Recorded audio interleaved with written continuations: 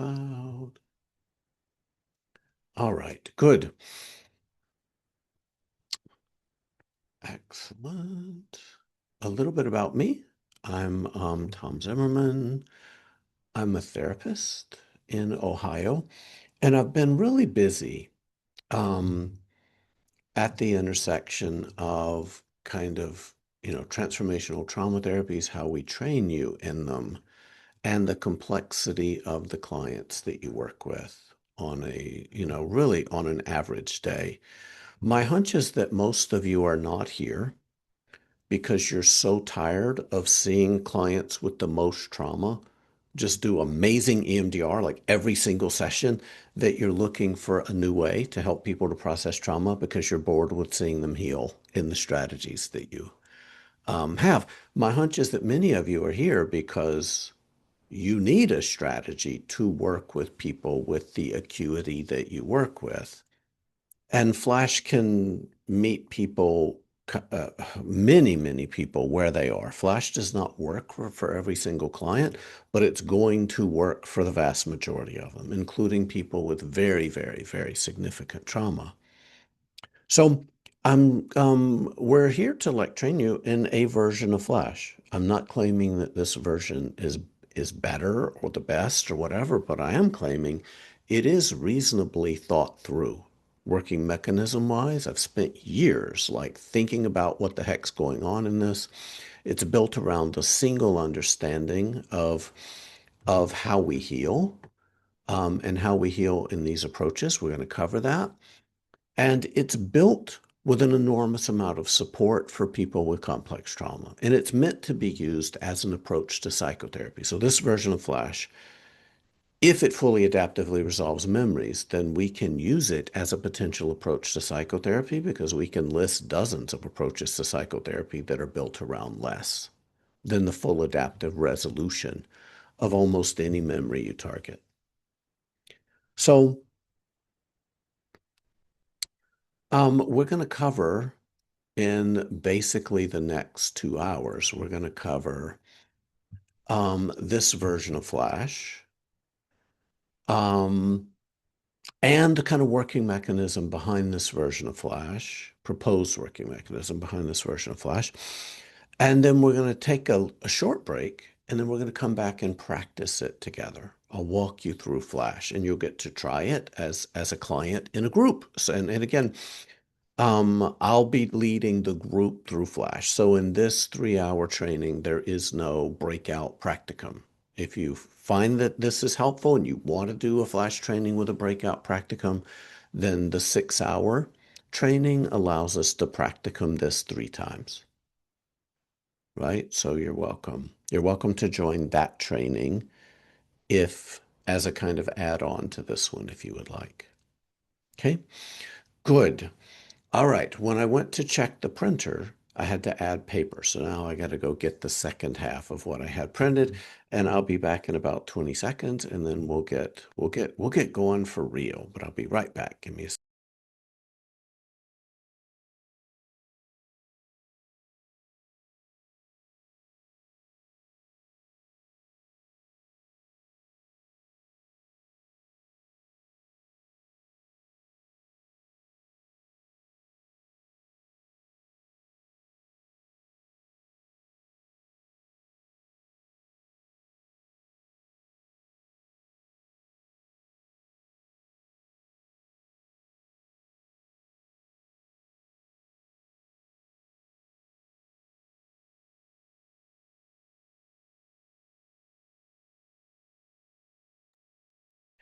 I will keep an eye on chat.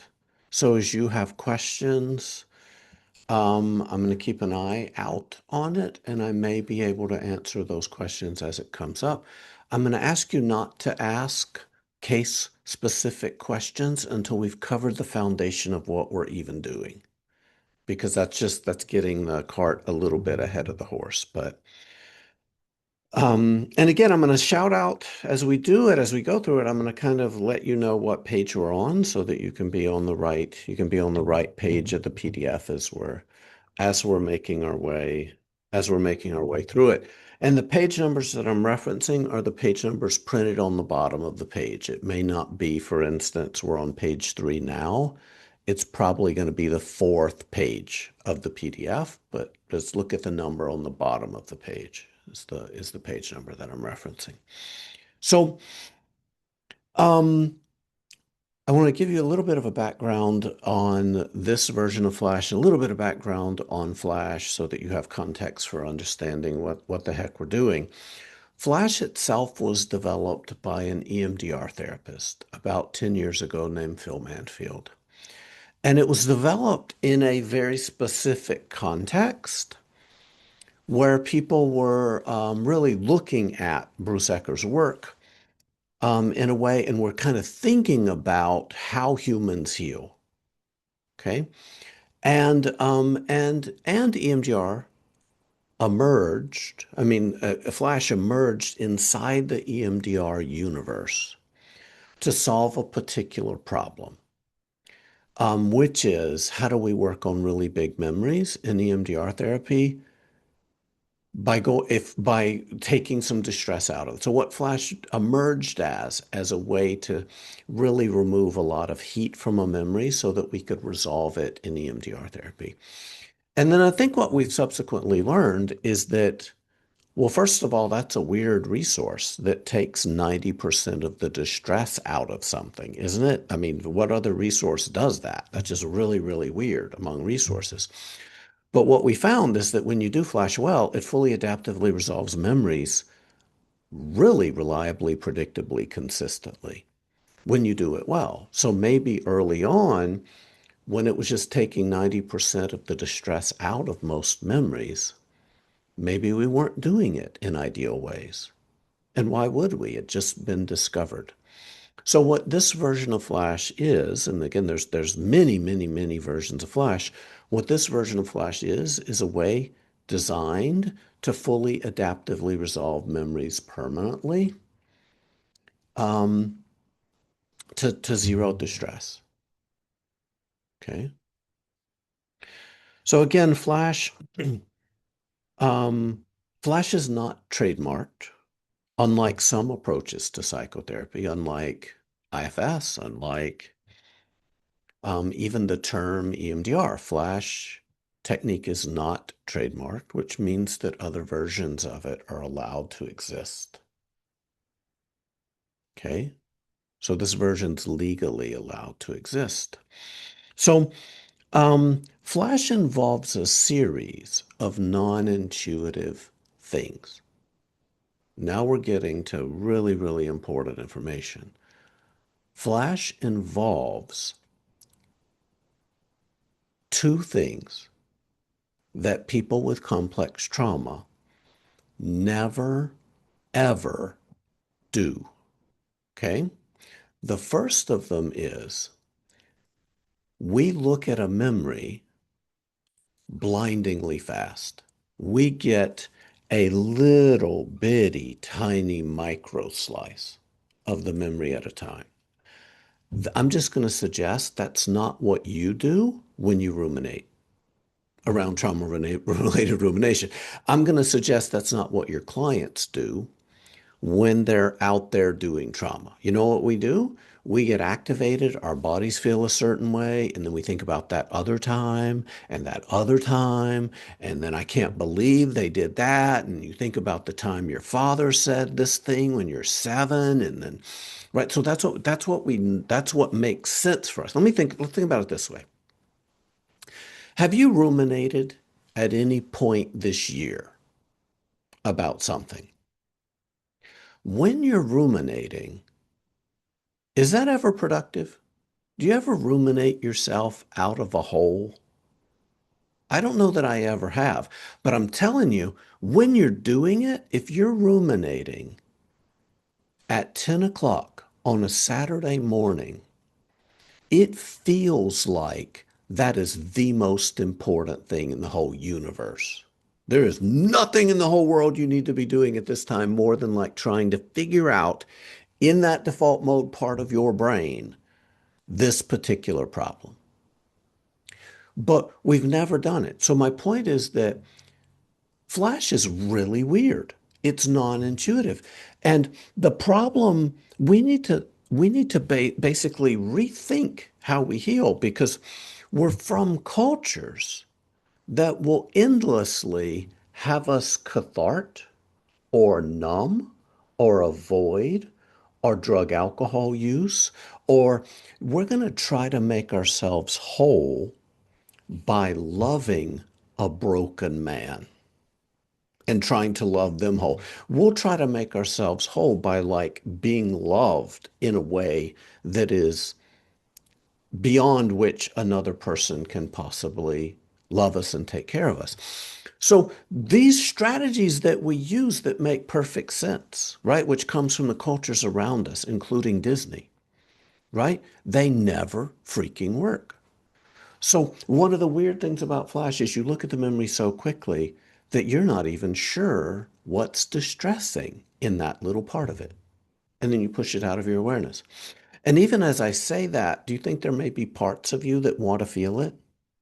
There may be parts of you that are like, I don't want to resolve this memory without distress. I want to get mad. I feel like I need to get mad to heal. In Flash, you don't. And if you cathart, it's not going to work. If you like really get in touch with it and activate the heck out of it, Flash isn't going to work well. And we'll talk about why. So again, we look at a memory blindingly fast. We push it out of our awareness, that not the memory, but that little piece of the memory that came into working memory when we looked at the memory fast. And then we do the other non-intuitive thing, which is we never ever do this immediately after we activate. We never load up a video of puppies and watch it for 30 seconds at a time immediately after we activate trauma. And that's what we're doing in Flash. So we're bringing a tiny piece of the memory into working memory. We're pushing it out of awareness. While it is in working memory, your brain needs to make predictions about it. And what it's going to base the prediction on is your right now affective and sensory state, which is pleasant, which is sending the message that little piece of the memory that I brought into working memory is over. Trauma, our brains don't make trauma over until you have the experience of it being over. It is the experience of it being over that is disconfirming and healing you, a micro slice at a time. So Flash requires that we rethink how we need to heal, how we heal. But it aligns up really well with everything we're learning about the predictive mind. It lines up really well with everything Bruce Ecker has said about transformational change. It lines up very well with the top level lessons of what van der Kolk says in The Body Keeps the Score. It lines up very well with what therapists have intuited healing looks like relationally in therapy. Like the way we are in therapy is inherently healing with people. So Flash is weird. It's also fun. And we're not used to trauma therapy being fun. And the hardest part, I've done Flash trainings for 5 years. I've done Flash trainings at least twice a month, typically 3 times a month, sometimes 10 times a month. But I've done Flash trainings every single month, multiple times for the last 5 years. And the hardest part of it is that we're so attached to the intuitions about how we need to heal that it's hard to believe that we can heal without much distress. There's just not enough distress in Flash for many people, including therapists who try it. I've had therapists come to consultation. They said, yeah, I've seen like 20 people in a row heal. 20 people in a row heal in Flash, but there's just not enough distress in it to make me feel like it's working. And I'm like, can you check that? Can you like evaluate that? Why do your clients need to suffer to a certain degree that is acceptable to you for you to believe that their healing is legitimate, even though you've had 20 people in a row tell you that memory feels completely over. How I think about myself has shifted. Okay. So again, I'm leading with the idea that flash is weird because that's likely to be your experience of it. It's weird. I don't care. I don't care. I would, if we can have people stand on their left leg and hop backwards 3 times and heal, I'll be like, how do we strengthen people's left leg? I don't care if something's, you know what else is weird? EMDR therapy was weird. Those of you that were trained in EMDR therapy, like, I don't want to do that. That sounds weird stuff out of California. And now you're like, okay, can you see my hands? You know, you're doing the weird thing, right? So again, we're from cultures where, yeah, cultures have again, it sounds a little paranoid. I don't mean to be conspiratorial. I'm not inherently a conspiratorial person, but the same cultures that wound us, by which I mean families, by which I mean extended families, by which I mean neighborhoods, by which I mean community mental health clinics, by which I mean structures, right? The same cultures that wound us have a very heavy footprint in shaping what wounding we're allowed to count, what wounding is legitimate, what wounding is not legitimate, and they have a very heavy footprint in the landscape of possibility related to how we're allowed to heal. What trauma, literally, what trauma therapies are legitimate and which are suspect in woo woo. And it doesn't matter that 20 million people have healed in these approaches. It doesn't matter that we see as transformational trauma therapies, we see people heal all day, every day, completely resolve and ultimately reset their nervous systems, rescue themselves from the past. So this combination of very, very brief activation and pivoting and having a pleasant experience updates your predictive mind a little micro slice at a time and resolves memories, period. You don't need to believe that right now. You don't need to believe that right now. I'm not in the faith business, but approach it with an open mind because if we had all of the magic in the world to design an ideal trauma therapy for people with complex trauma, it would have in it everything Flash has. It would be largely painless, right? It wouldn't nearly kill you to do it. It wouldn't contribute to your decompensation because that's what we worry about more than anything else is will this trauma therapy send you off a cliff, Flash, when you practice it well?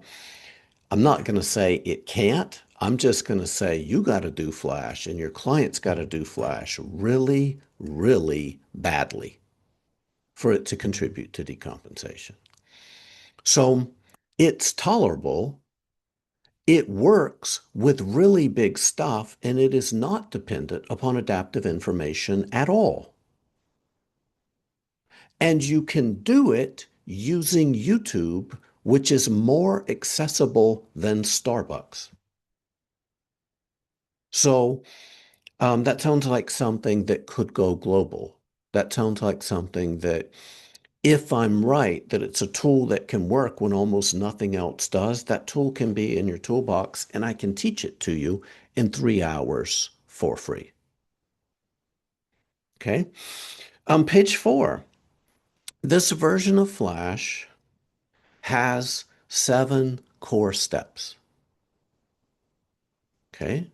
Those core steps are develop a container and develop a vacuum. We're going to do those 2 things because remember when I said we're going to look at this memory blindingly fast and push it out of, and whatever comes out of it, we're going to push it out of awareness. It may not even be clear what I mean when I say that. Okay. Because if in a memory, your father is pointing at you and going, you're so stupid. We're just getting We're just getting that little bitty, a single frame, a single piece, a single sensory element, and we're pushing it out of awareness. Why are we pushing it out of awareness? Because in this version of Flash, all of the distress that we touch is always moving away from you. It's not sitting in your body. It's not sitting in awareness. It's not sitting in your viscera.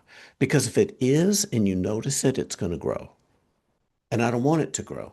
I'm trying to process this video or this piece of this memory, one single frame, one single bit, one single tiny piece of it at a time.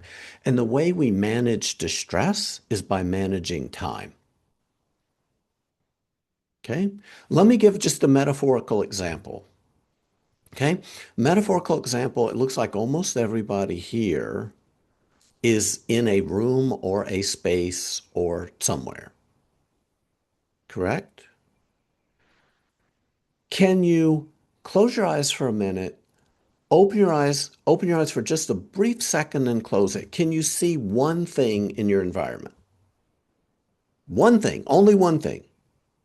Do you see what you've done there? Out of the whole landscape of something, you've selected a single bitty piece of it. That's what we're doing in Flash. We're just getting a single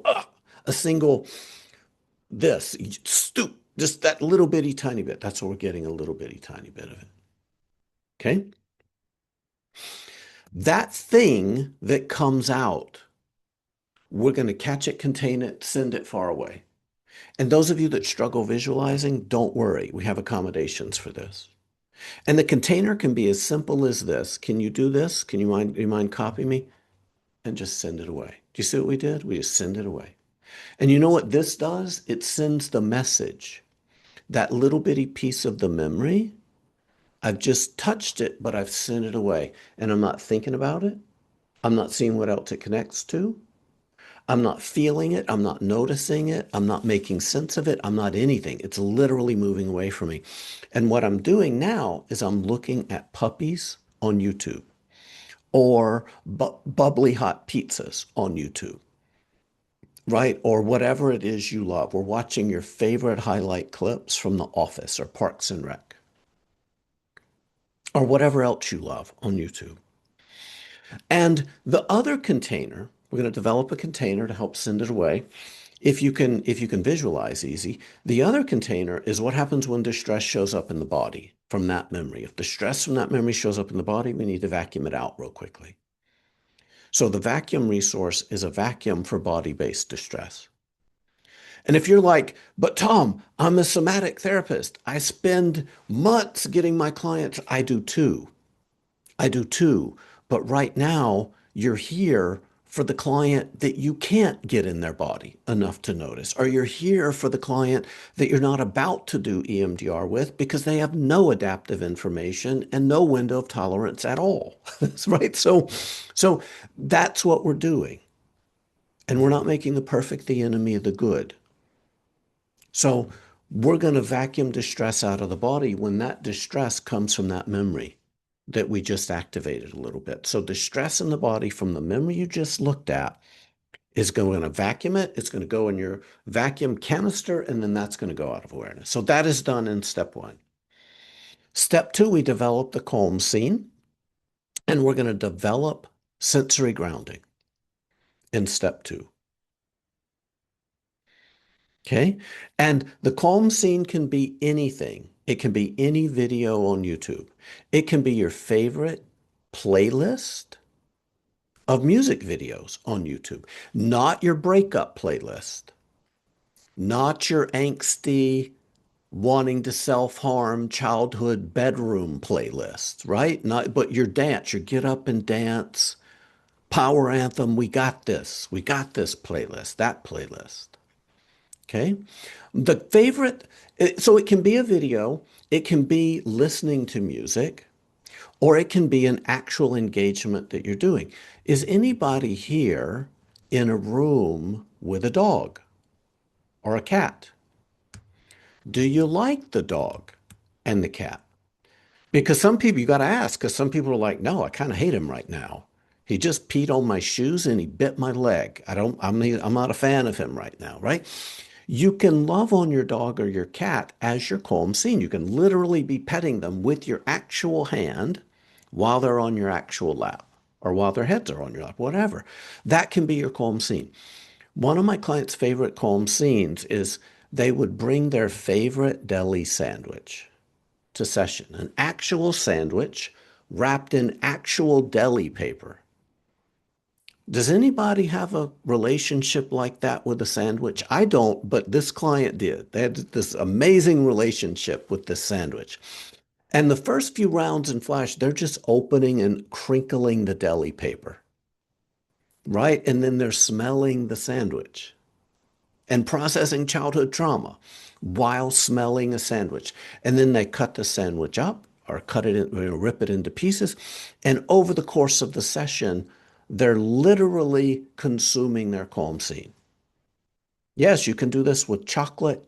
You can do this with a dog. You can do this. Somebody did Flash with a parrot, whatever, like a bird. You do this with anything. You can do Flash. One of the demos on the Four Blinks website is a mom of a little baby with cheeks the size of oranges. And she's just playing with the baby, interacting with the baby, doing Flash and processing trauma. Okay? So the pleasant scene can be anything that shifts your affective state. I do not want the pleasant scene to be imaginary. Those of you who are EMDR therapists are like, I have it. It's a calm scene. It's imaginary. I do, even though the training manual says it can be imaginary, it can be. I want you to not use that. Do not use imaginary because EMDR is not Flash. Flash is not EMDR. And the EMDR calm scene, I'm giving you a minute to load it up and really be there. In Flash, I'm only giving you 4 seconds to load it up. And then I'm pulling you out of it and you got to make it again. I don't want you to have to make your calm scene imaginarily 400 times in a Flash session. Outsource it to YouTube and let YouTube create the calm scene for you. It's too hard to make it, make it, make it, make it, make it while I'm destroying it every 5 seconds. And we'll talk about why that's happening and what goes with that. So we're going to develop the calm scene, but I don't want it to be imaginary. Outsource it to YouTube, outsource it to music on Spotify, outsource it to a sandwich, outsource it to a dog or a cat or a parrot.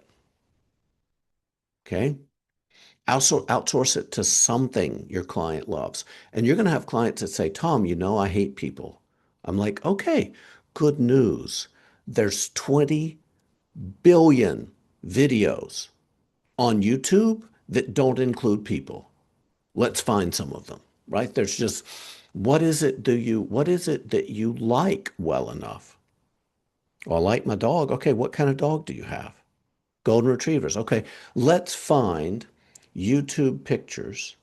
Let's find YouTube videos of golden retrievers jumping up and down in fields of hay, chasing tennis balls while they're puppies, right? We're going to find something, right? That these things exist in the world. I like video because that's what we do when we're trying to dissociate outside of session. Like videos kind of pull us in. If you have a really salient smell, you can use that, but I want you to use that smell while you're watching your YouTube video. I want you to be constantly grounding if you need it. So my table down here, you'll see I have a box of essential oils. Not far from me, I have a big bag of warheads. Warheads. And those of you who don't know what warheads are, they are ultra sour candies that will slap you in your face. They will like say, hey, pay attention, pay attention, pay attention. Clients, again, we'll talk about telehealth in a little while, but those of you that work through telehealth, if you're working with somebody under 40, your telehealth window is one of several dozen windows that are already open. They're going to be able to toggle between you and YouTube effortlessly. If you're working with someone older, and I ask people, how do you feel about your TV remote? Okay, how do you feel about your TV remote? And they start cursing, then I'm going to share their calm scene video for them with sound. I'm just going to share it for them. Can it be a picture? People generally watch videos in their spare time. They don't tend to stare at a single picture for 50 minutes at a time. So you can use a picture, but I don't recommend it, right? Video is a simulation of a reality I want you to get into. A picture is a still frame of that. So for most people, videos are more compelling, okay, than a single still picture. But can Flash work with a picture on your phone? It can. It can, but I want to stack the deck in the favor of the client's recovery. And videos generally work better than pictures will. Okay. And the original version of Flash by Phil Manfield, the way he's teaching it now, he has clients talk about stuff pleasant. And then you disrupt their narration of the pleasant thing. The problem with that with my clients is my clients with really complex trauma didn't have 30 minutes of pleasant stuff to talk about. They didn't have 30 minutes of pleasant content in their whole nervous system.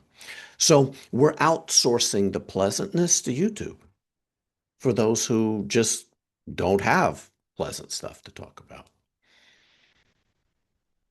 The other resource we do in step 2 is sensory grounding. So we're going to teach sensory grounding because from a predictive mind, your right here sensory information is the only thing we have to disconfirm the idea that the memory isn't happening right here, right now. If you're having a flashback, it's grounding that gets you out of it. Your right now sensory state is what's going to get you out of a flashback. And if you're too into the memory, we're going to ground. So again, the resources that we have in this version of Flash, there are 4 resources. They're required. We either need them or we need an appropriate accommodation for each of them. They form the 4 walls of the chimney that allow us to have this work done without risking burning your house down. Okay? The resources are container, vacuum for body-based distress from that memory, pleasant, and when I say calm scene, I mean calm scene, pleasant scene, engaging scene, beautiful scene, distracting scene, any of those things. Yeah.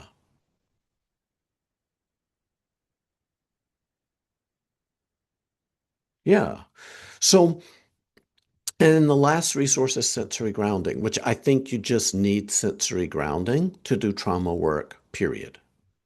To do direct trauma work, you need sensory grounding, period. Okay. Step 3, once the 4 resources are in place, what's the memory we're working on today? We're pointing at that memory and selecting it, but we're not activating it. We're going out of our way not to activate it. So this is not phase 3 of EMDR, where we literally set your viscera on fire.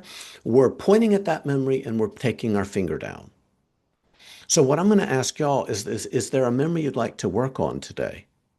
Is it an individual memory that happened at a particular place and time? I want to make sure it's an individual memory and not a theme, not a belief, not an existential question.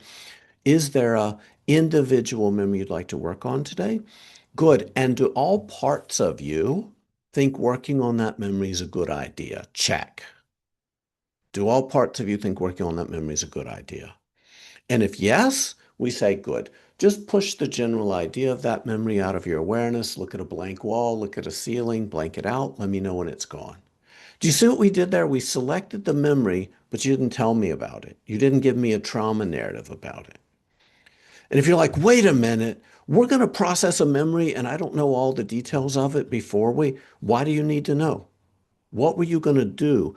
What were you going to do in that session more important than your client resolving a memory that they would like to have resolved? If you're going to do something more important than that, go ahead and do it. But go ahead and do that other thing, right?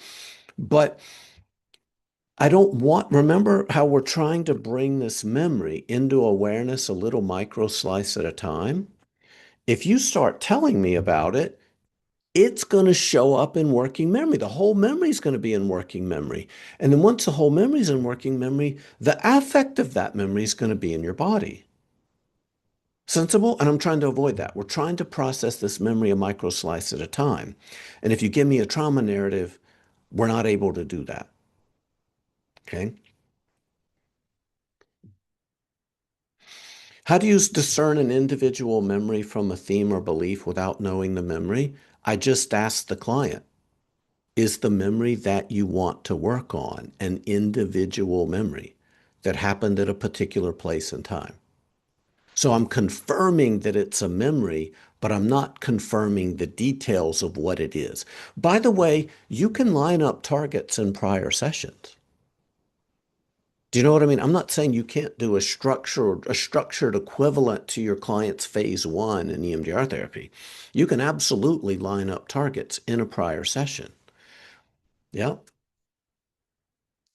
The one thing you're missing is grounding. Like, what are the four resources? Container, vacuum, calm scene, pleasant scene. And the fourth resource is sensory grounding. Okay. Good. Give me a second. I'm going to grab a prop. Hold on.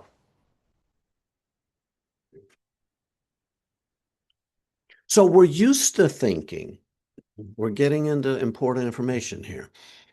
Imagine this is the memory. In EMDR therapy, we activate the heck out of the memory, bring most of it into working memory, because to go into something at the worst part is to really bring most of it into working memory all at once. Okay? And generate a bunch of activation in your body. That's not what we're trying to do. The memory we're working on is going to stay in your brain where trauma lives. The memory as a whole, we're not touching. We're looking at it so quickly that only a single bean in this bean bag comes into working memory. Only a single frame, a single piece, a single sensory element, a single a single or whatever. That's what's coming into working memory. The whole rest of the memory stays where it is in your brain. Do you see how different that is than in any other conceptualization? And if you read a lot of memory reconsolidation research, it suggests that a memory isn't like a beanbag, it's like a bowling ball that's either in your hand or it's not. And what Flash does is it says, wait a minute, that's the wrong metaphor. Each piece of that memory is a piece of learning. We can engage with a micro slice of that learning, and it can resolve a micro slice at a time. So we're not processing this memory all at once. We're processing a single bean of the beanbag of it at a time. And then each bean adds up to a whole resolved memory on the other side. Okay? Do you see how different that is than how we're used to thinking about trauma? And we're trying to process the information in the memory as information rather than as distress. And that doesn't make sense for people until you've seen this sometimes a few hundred times. We're trying to process the information in the trauma as information rather than as distress. You're like, Tom, how do we do that? It's like trying to separate wet from water. Well, if you cut it into a small enough piece, you don't have a lot of wet, right? If you get a really, really, really tiny bit of water, it's hard to get in touch. It's hard to be flooded by the wetness of it. Okay? But we're going to cut it into little bitty pieces. That's step three. Once we've identified the memory, then you know what I'm going to do? Go to step four, load up your calm scene. Let me know when you're there. And your client is in their calm scene 30 to 40 seconds at a time. They're just watching their YouTube video, or they're petting their dog, or they're listening to their Power Anthem playlist. Okay? For 30-ish seconds at a time. Nothing magical happens at 30 seconds. Okay. Now, they're doing this except, this is where things get weird, except every 5 seconds, the therapist says blink. Okay. So imagine I'm your calm scene. Okay. I'm your calm scene. I'm your golden retrievers jumping up and down in fields of hay. You're watching your calm scene. The therapist says blink. I want you to blink your eyes one time slowly. And do you see what just happened? I went away for a moment. And then you open your eyes and I came back. Do you know what that means? That means the blinks, whether you blink one time slowly or a couple of times quickly, the blinks disrupt your calm scene and generate a new exposure to your calm scene. Let me give another example. Those of you, um, it looks like everybody is either in a room or you're near a room. So even those of you that are outside, there's a door to the house that you can see, correct? Well, imagine I'm your calm scene, and then what I want you to do is I want you to find a doorknob in your room and then look right back at me. So go find the doorknob and then come and look right back at me. Do you know what you just did? You did the equivalent of a blink. You just disrupted your calm scene and now you're back in it. Okay? So the blinks in Flash, in this version of Flash, the blinks turn a single 30-second calm scene into 6 individual 5-second calm scenes. Okay? So I'm about to teach you a way to do Flash that doesn't require blinking at all. In fact, I'm going to argue that this way is better. So, do you have a piece of paper near you, or can you go get one? Do you have a piece of paper and a pen or pencil? Can you go get one? Because we're about to show you a way to do Flash that doesn't involve blinking at all.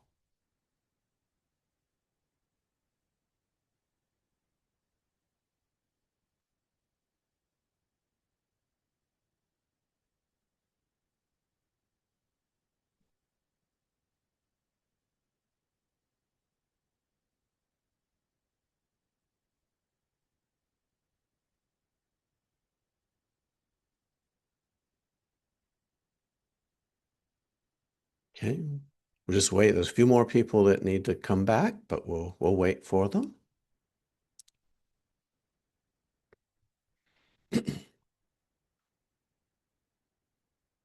All right. Do you have paper and pen? Do you have paper and pencil ready?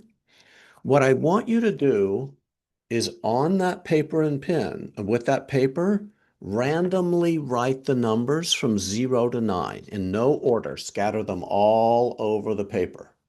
Randomly write numbers from 0 to 9 all over that piece of paper.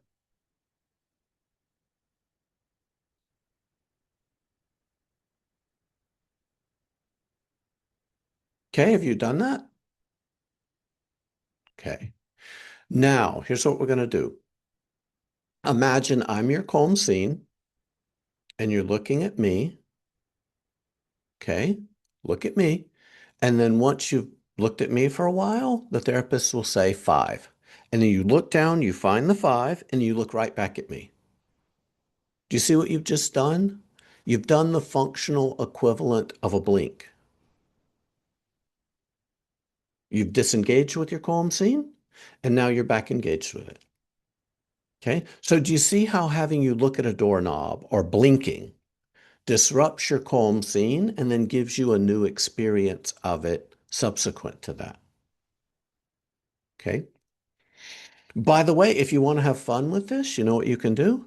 You can give your participants in a group bingo cards and you can do bingo flash. So every 5 seconds, you just say B27, right? You say D, whatever it is, right? You play bingo while doing flash. And then they find the bingo card, stamp it, and then go right back into their calm seat. So many ways to do flash and really cool. Cool and innovative ways. So in step four, load up your calm scene. Let me know when you're there. Okay. And then every 5 seconds, I say a number or I say blink or I say a color. With kids, you can have on the wall, you can have Sesame Street characters, right? You can say that. You can have colors. And again, in my office, I've got a combination of colored bean bags and sheets that have numbers on them, right? So we'll say green, right? And then seven. And then 5 seconds passes while they're in their calm scene, and I'll say purple. And then they'll find the purple, look right back up at the big TV. Okay? So are you getting the sense of what step four is? It's just hanging out in your calm scene, but me pulling you out of it briefly every 5 seconds, and then you go back into it. That's it. Not any more complicated than that. Okay? And then as soon as we've done that, the first time you're in step four, I want you to do it twice. Two rounds in the calm scene with numbers or 2 rounds in the calm scene with blinks. Do you know why? Have you ever done a mindfulness practice that took you a little bit of time to get into it? Took you a few rounds to really like get into it? This is our active ingredient. And we're about to pull the first little piece of trauma in. So what that means is I really do want that calm scene working well because we're about to go to phase five. We're about to go to phase five and bring the first little bit of trauma in. Okay, awesome. So calm scene with blinks, calm scene with numbers, whatever. And then we're going to go to phase five. And phase five, step five, is when we're going to look at that memory lightning fast. And we need to practice this. Your clients don't know how to do that. So if you have a good shoulder, you have a good elbow, I invite you to copy me. And yes, some of you, the Zoom is going to raise your hand. Let's imagine this is the door to the room that you're in. Okay? And I want you to open and close the door as fast as you can. Okay? Good. The problem is that that was so slow, zombies are going to walk right through the door. Can you do it 100 times faster? Okay, good. Can you do it 100 times faster than that? Like that quick, right? So do you see what we're doing? The way you manage distress in Flash is you limit the exposure to the memory. Okay, you're looking at it so quick. It's a flashbulb. It's a boom, that piece, right? As fast when we're first doing it, I want you to look at the memory as fast as you possibly can. And it's better not to even know what you're getting and just send nothing away. There's no consequence to underactivating for a round or two.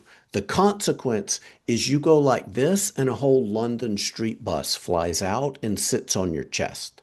That's what we're trying to avoid. And if that happens, we're not going to do calm scene. Do you know what we're going to do? We're going to do our resources. And probably if a London street bus is sitting on your chest, we're going to do grounding because grounding is the most powerful of the resources that we have. So ideally, we're doing flash and it's hot the way touching a hot skillet with a wet finger is hot. Does it burn you? No. But you know what? When you were first learning how to touch a hot skillet with a wet finger, you might not have touched the skillet at all, or you might have touched it a little bit too long. But after a little bit of time, you're able to go with a wet finger and not burn yourself. This thing that we're asking people to do in Flash is hard. Trauma doesn't want to come in micro slices. We're not culturally trained to interact with trauma a little bitty tiny bit at a time. Trauma wants to come into the room like Kramer on Seinfeld. And those of you that are old enough to remember Kramer on Seinfeld, he would explode into the room and he was just as shocked as you are that he's in there. Do you know what I mean? He's like, "Whoa," so the dilemma is we've got to slow that down so that you're first starting to see the knob turn. Does that make sense? We have to like really cut this into little bitty, tiny, tiny pieces. That's not easy for people with complex trauma. So what we need to do is we need to practice this for a few sessions with something that's not trauma. What do we practice this with?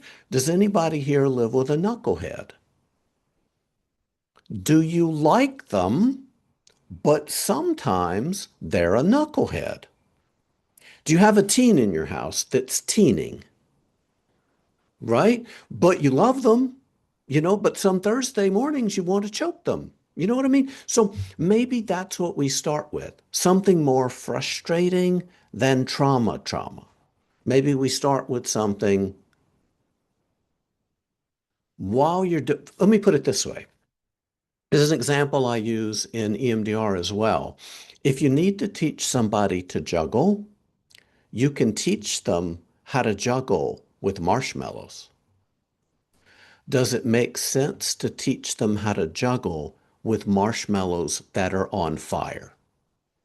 It probably doesn't. If we're going to juggle fiery marshmallows, maybe we wait until we know how to juggle first, right? So, yeah. So we need to practice this without the client's nervous system being on fire. We need to practice microactivation. You can literally, let's try this. One way to practice it. Is anybody here at a desk? Does the desk have a drawer? Okay. No drawers? Some of you? Who has a drawer? Okay, good. 7 or 8 of you have a drawer. Here's what I want you to try. I want you to open that drawer and close it so fast that you only see one thing. Try it. I bet you did it too slowly. I bet you probably saw more than one thing. Can you try it again much faster and only see one thing? Okay, success. Do you see? You can have clients practice this that way. You can have them open a cupboard and close it. You can have them like, right? We need to practice microactivation because if you haven't done flash, you've never ever done that before with trauma. You need to have an instance of it. You need to get good at it. Again, I've never been line dancing. So if I were to go do it, I'd be bumping into people, right? But let me do it 3 or 4 hours and it's going to be mostly a body movement. We want this to become automatic with clients, but it's going to take a little bit of time. All right, so good. Step 5, we're looking at the memory. Lightning fast. Think about the bad memory, whatever's distressing, catch it, contain it, send it far away. Do you see what we just did there? We handled that content, whatever, not the memory, but what came out of it in the micro slice when we looked at it, we put it in our container and we send it away. We handled it like a hot potato. Those of you old enough to remember the hot potato metaphor, the moment the hot potato hits your hand, it must be moving away from you. Are you about to get burned? Okay. So distress in this version of Flash, the distress from the memory we're working on is always moving away from you. Always, no exceptions. And if it's not, we're immediately stopping and using one of the 4 resources to deal with that distress. We do not push into distress in this version of Flash, not 1/100th of 1 ounce. If distress is coming, hard stop, do not go forward. Do you know why? Because if you do, and distress builds and builds and builds and builds and builds, your predictive mind is going to say all of this is trauma, including your calm scene, and you just paired puppies. You just made puppies a trauma trigger to that trauma. So we do not push into distress. Clients need to understand this. Clients need to consent to that. We do not push into distress, period. Okay? So if flash is not largely painless, we must stop. And we're going to talk working mechanism about why. Okay. Now, here's what we're doing. We activate a little piece of the memory, sending it out of awareness.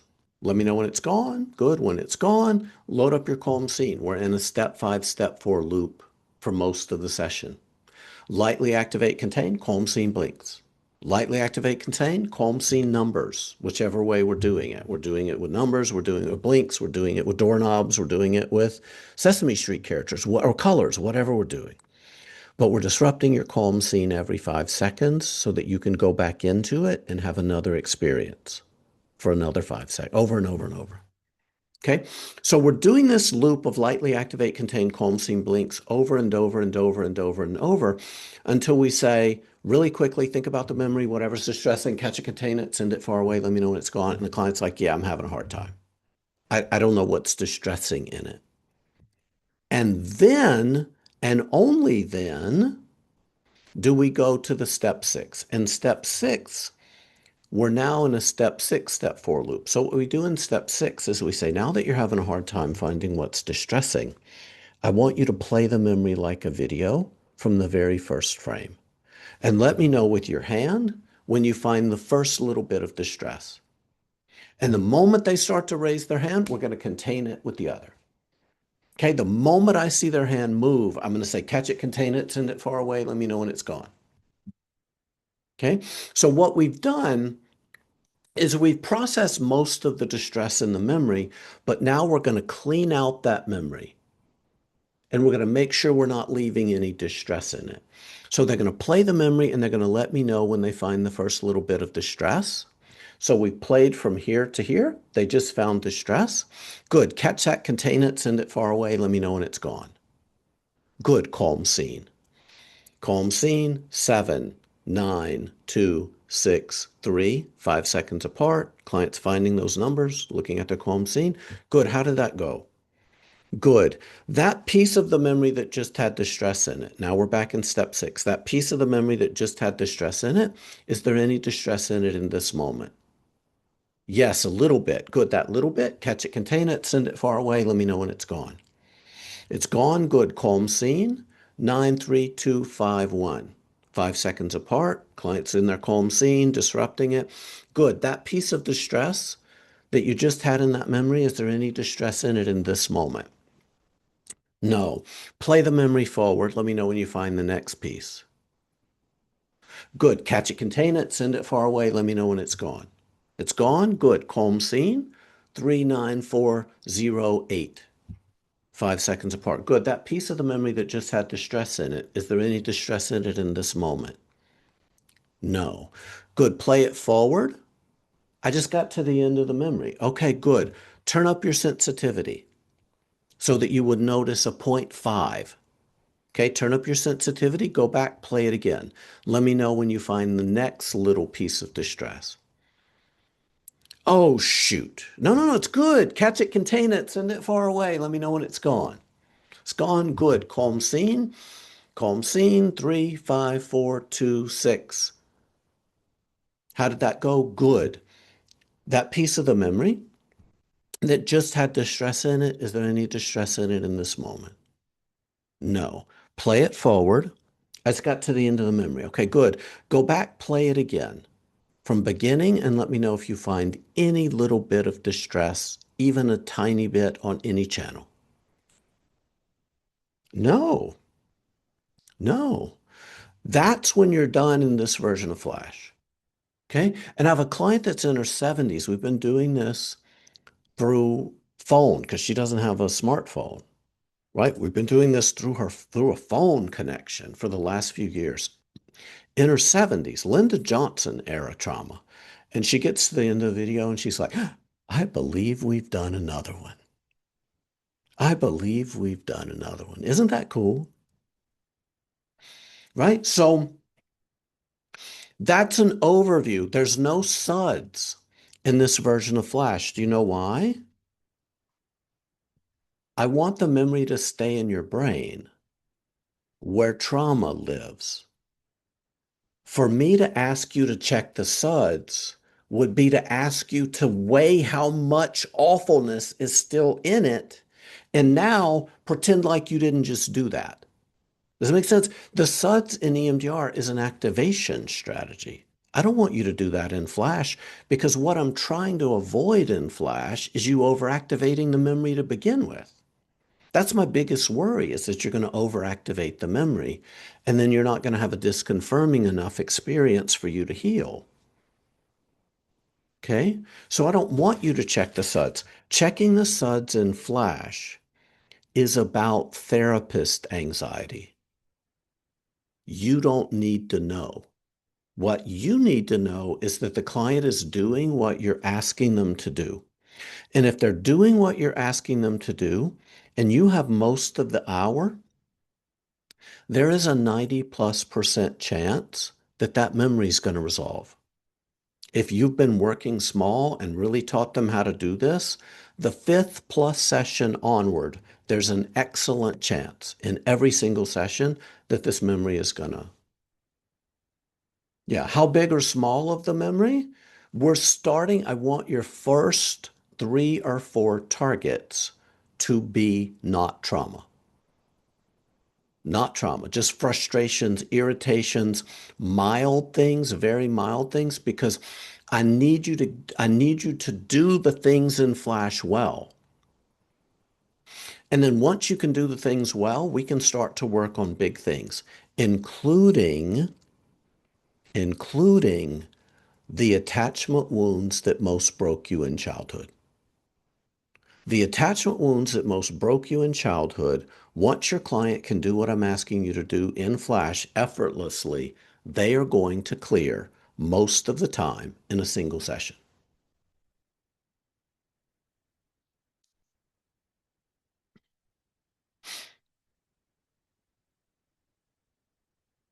Yes, the video part, so the video, playing the video in step 6 comes from Ricky Greenwald's version of Flash, which playing the video to remove debris is also from that final element of RTEP. So there's really nothing new under the trauma sun. There's many approaches to psychotherapy where you're not done until you can play the video beginning to end and there's no distress on any channel. So this is a version of that. But the reason we're trying to fully adaptively resolve this memory and every aspect of it is that generalization is broadest when the memory is fully resolved. And what I mean by generalization is once we start working on the bigger memories, it's going to resolve dozens of things we never have to touch as a byproduct of resolving that single memory. So shifts in beliefs about yourself and the world, which also happens in Flash because that's what healing causes. People say, I thought EMDR shifted cognitions. It does. Healing, though, is what shifts your beliefs about yourself and the world. That's what healing means. Flash is a good way to do that. EMDR is a good way to do that. And any other transformational psychotherapy is a good way to do that. Okay. Step 7, we can do all of this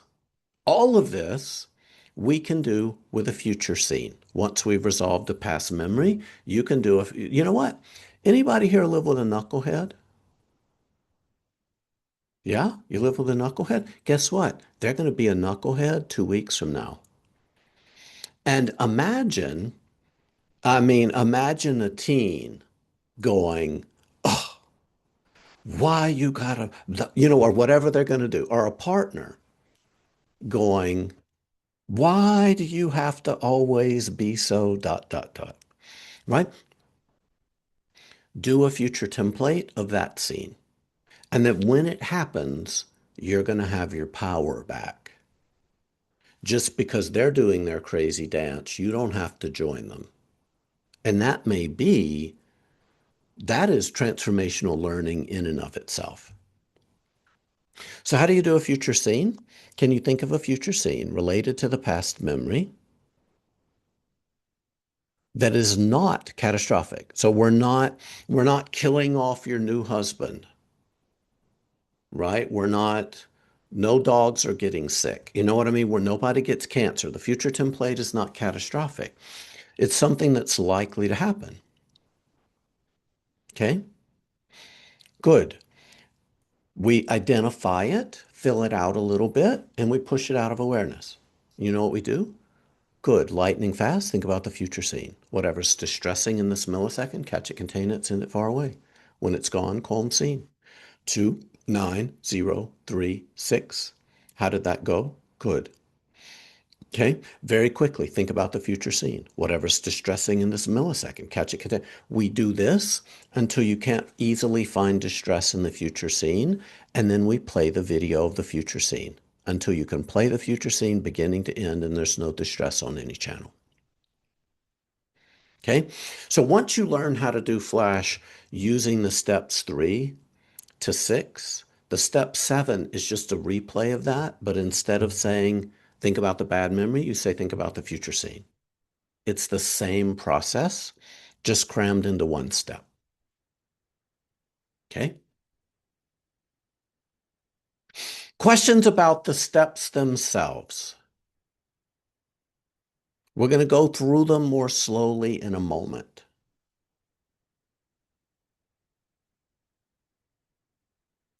It's a little bit of a case question. Let's pause it. Grief's its own thing. We're going to talk about grief. Questions? Questions about the process.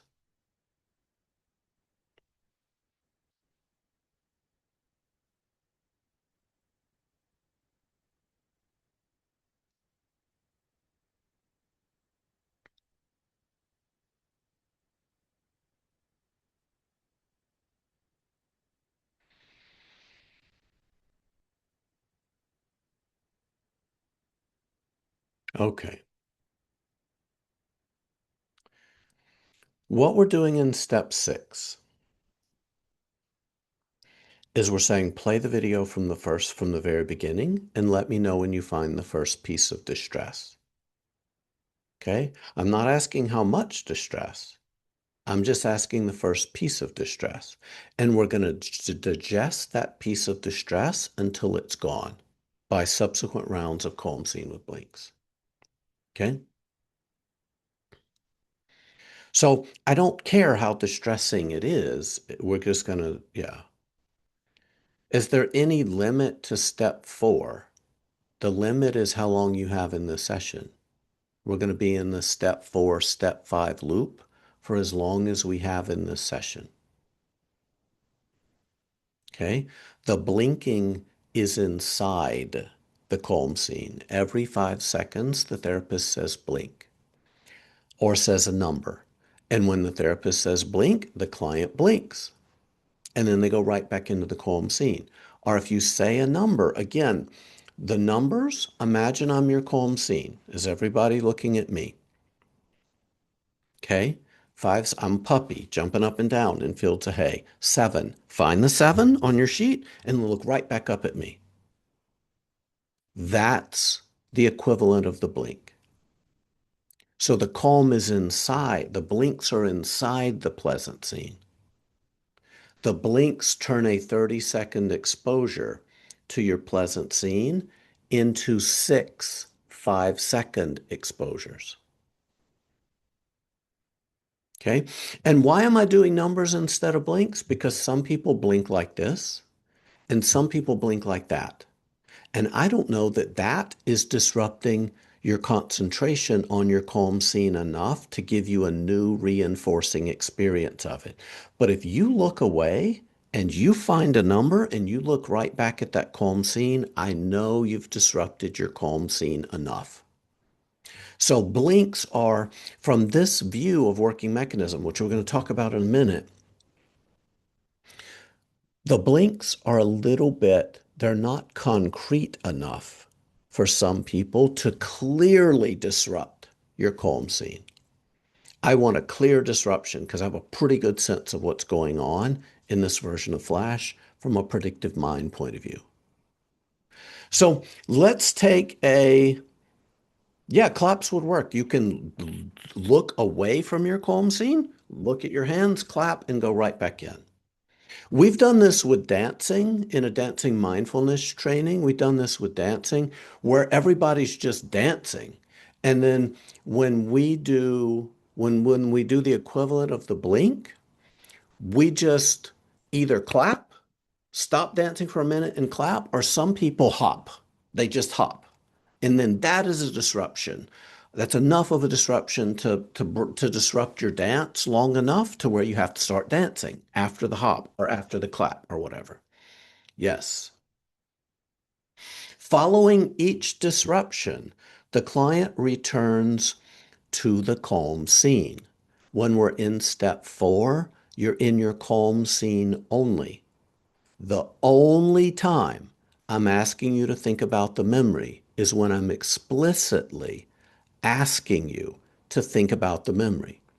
There is no thinking about the memory when you're blinking. You're only blinking, right? So, um, yes, that's. Do we need a defined end of the memory? What a defined end of the memory means is I asked you, is this a specific memory that happened at a specific place and time? A memory, we need to let clients know, a memory is not days long, an experience is, right? A memory lasts from a few moments to a few hours at the most. Yeah. We're getting there about the beanbag. We're going to get to the beanbags in just a minute. Yes, beanbags are how we use how we can do flash with people who really struggle visualizing or people who struggle with microactivating. We get to beanbags in a minute. Let's take a like 3 minute break. Let's take a few minute break, come back. We're going to talk about working mechanism, and then we're going to walk through these steps slower. And then we're going to practice this together in about probably about 50 minutes or so. Take a 3 or 4 minute break. We'll be back soon.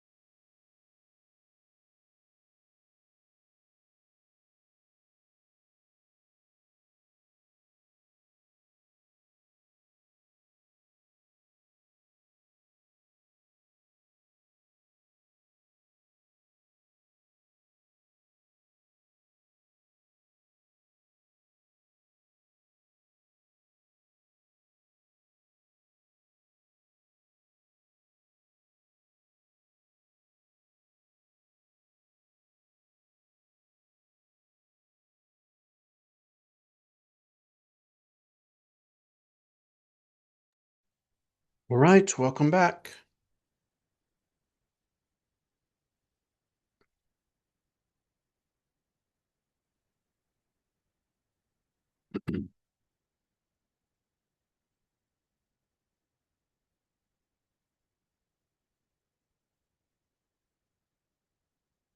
All right.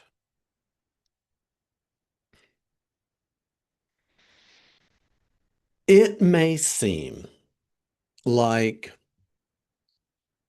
we're activating our clients and then spinning them around so much that they're even confused about what the heck the memory even was. Because we're like, do this, do this, do this, this, right? But I promise that's not what we're doing.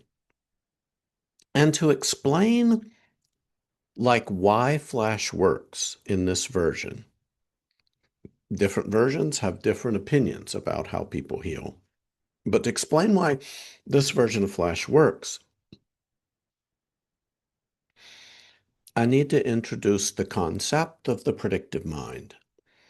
Because, because across neuroscience,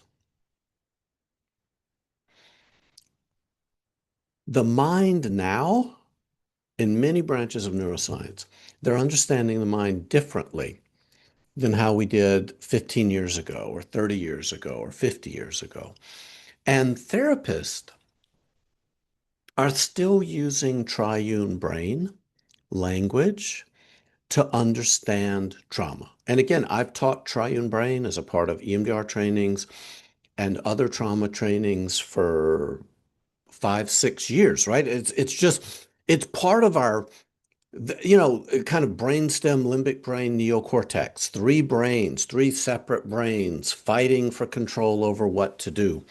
That version of the mind came from a guy born in 1913, okay? Developed in the 1950s and 1960s, it's how trauma therapists largely have understood what a mind is for the last 50 years and what we're doing when we're doing trauma work. The problem is that version of the mind comes from a version of vertebrate evolution. It's an evolutionary model. It reaches its conclusion from evolutionary conclusions. And it is a version of the mind and the development, evolutionary development of the vertebrate nervous system that we are now very sure isn't true. Okay? So you don't have three brains, evolutionarily separate brains packaged on top of each other like three stacks of pancakes. You have one brain that is always on until you die. The old triune brain model was that the limbic brain was largely reactionary. It was largely dormant until something came in and made it come alive. That never was the version of the brain that we have. The limbic brain is not completely asleep and then comes on and reacts. This mind that we have is the byproduct of trillions of milliseconds of learning. The mind that we have is the byproduct of trillions of milliseconds of learning. What that means is that your mind has been formed to help you survive the developmental niches in which you find yourselves, right? The different niches in which you found yourself. So what we know about the mind is that it's always updating. Every time you learn, your mind is updating. It is rewiring itself a little bit. So in order to explain what we're doing in Flash, I need to give you a little bit of information about the predictive mind. Because if it lands, it may transform how you think what therapy is. And it will definitely clarify why we're doing the weird things we're doing in Flash. Okay, so what we have, I want to sketch out the predictive mind. And hopefully it blows your mind because I'm not being mean to triune brain because it wasn't a useful metaphor. It's a very helpful metaphor when the prior problems we were trying to solve were keratological, meaning why are some soldiers so weak that they break and some are strong enough to handle the rigors of war? Right? That was the problem before triune brain.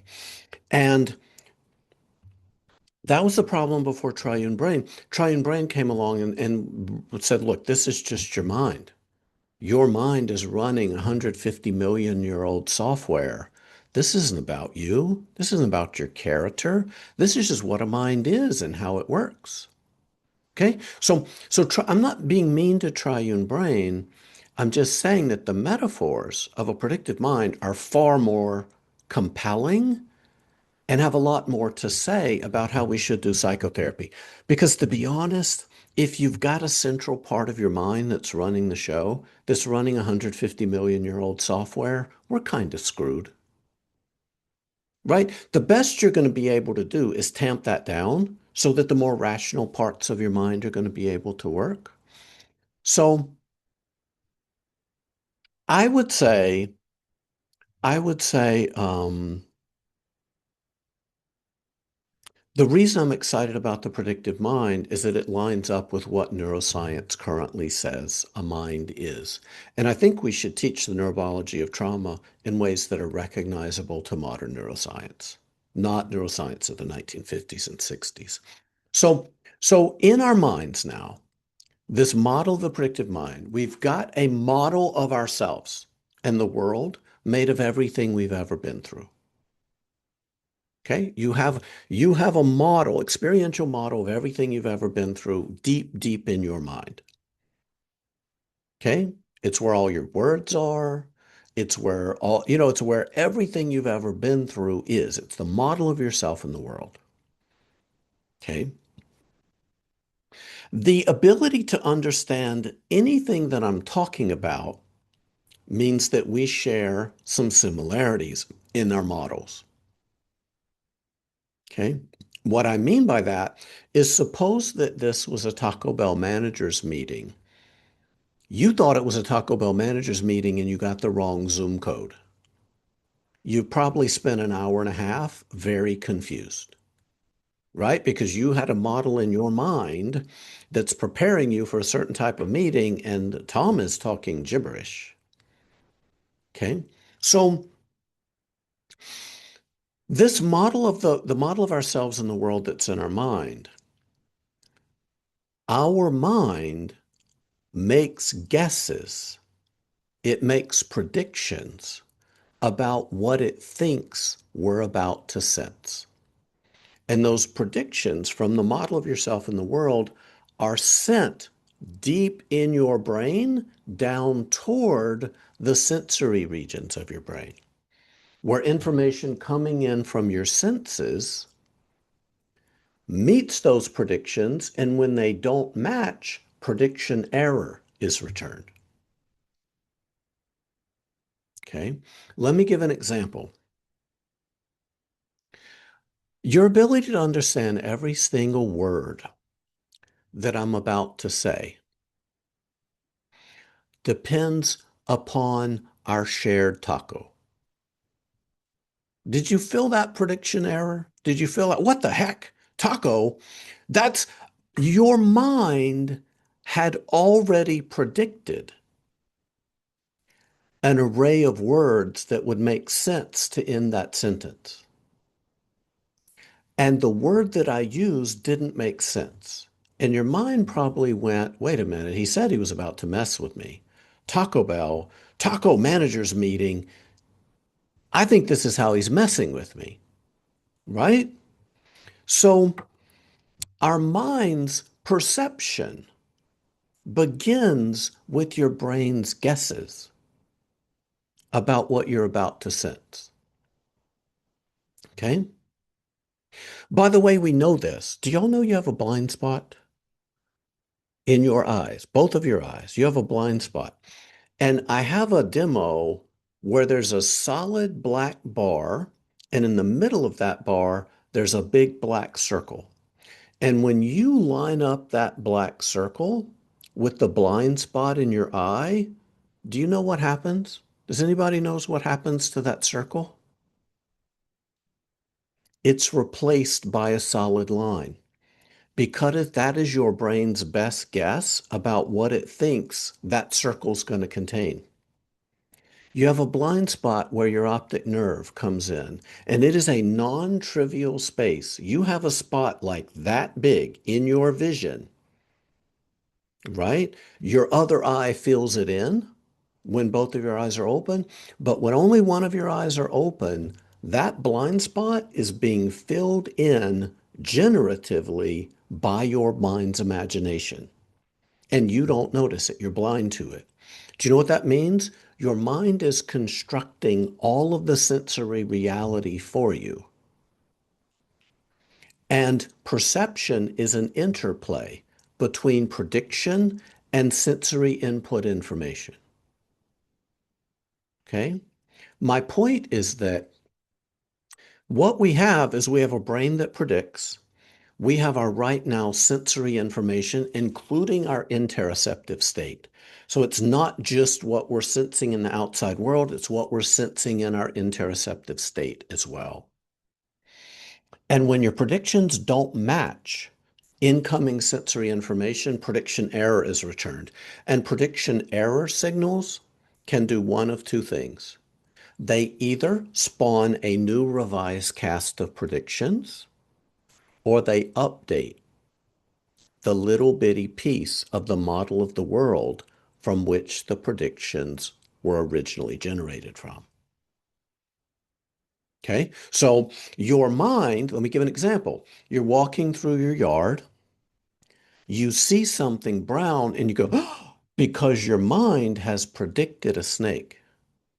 Okay, you look down, you see it's a stick. Okay, that stick, the visual information of that stick now updates the prior experience of your prediction that it's a snake. And now you're no longer confused going forward. You're not thinking, oh, I almost stepped on a snake. No, it updated, right? So that's how our predictive minds heal when we have prediction error. Okay. Now, does that make sense? Is that sensible as a construct from what our minds are? Now, if it sounds like this is okay, well, that's perception. That's how we perceive. Our mind does a whole lot of other things other than perception. The piece of this that we haven't talked about also is called precision weighting, which is where is your brain putting emphasis right now? Because if you've got this vast amount of information in your mind, your mind is producing tens of thousands, if not hundreds of thousands of predictions every second. Okay? That's a vast stream of predictions. Which of those predictions are important? Which of the sensory information that's coming in through your senses, what of that is important? So the version we haven't talked about is how your brain weighs what information to attend to and what information not to attend to in this vast stream of computations that it's doing. So that prediction, that weighting is called precision weighting. Okay, so let's run Flash through this predictive mind model. Okay, we bring a tiny, tiny piece of a memory into working memory, push it out of awareness. Do you know what that means? You've touched it. Your brain has to make predictions about it. And you know what we can know about working memory? Is that if you bring something in working memory, it stays plastic a little while. Okay, so your mind is going to keep making predictions about that thing you brought into working memory for some period of time after you've disengaged with it. And what I want it to do is I want the predictions to encounter sensory information that generates prediction error. So can you imagine that when you think about a really bad memory, very quickly, there's some of your predictions are, ooh, this normally isn't good. I don't like this. You may be about to have a whole bunch of anxiety, but you know what you're having? You're laughing because you're seeing. Was doing Flash just last night in the clinic, and we were watching funny baby goat videos, right? And we're just laughing. We're just laughing our heads off, watching these funny goat videos doing Flash. So we bring a tiny piece of the memory into working memory. Your brain makes predictions about what that content is. And then what you're having is you're having an experience that is profoundly different than the predictions that your brain was making. That is a salient stream of prediction error.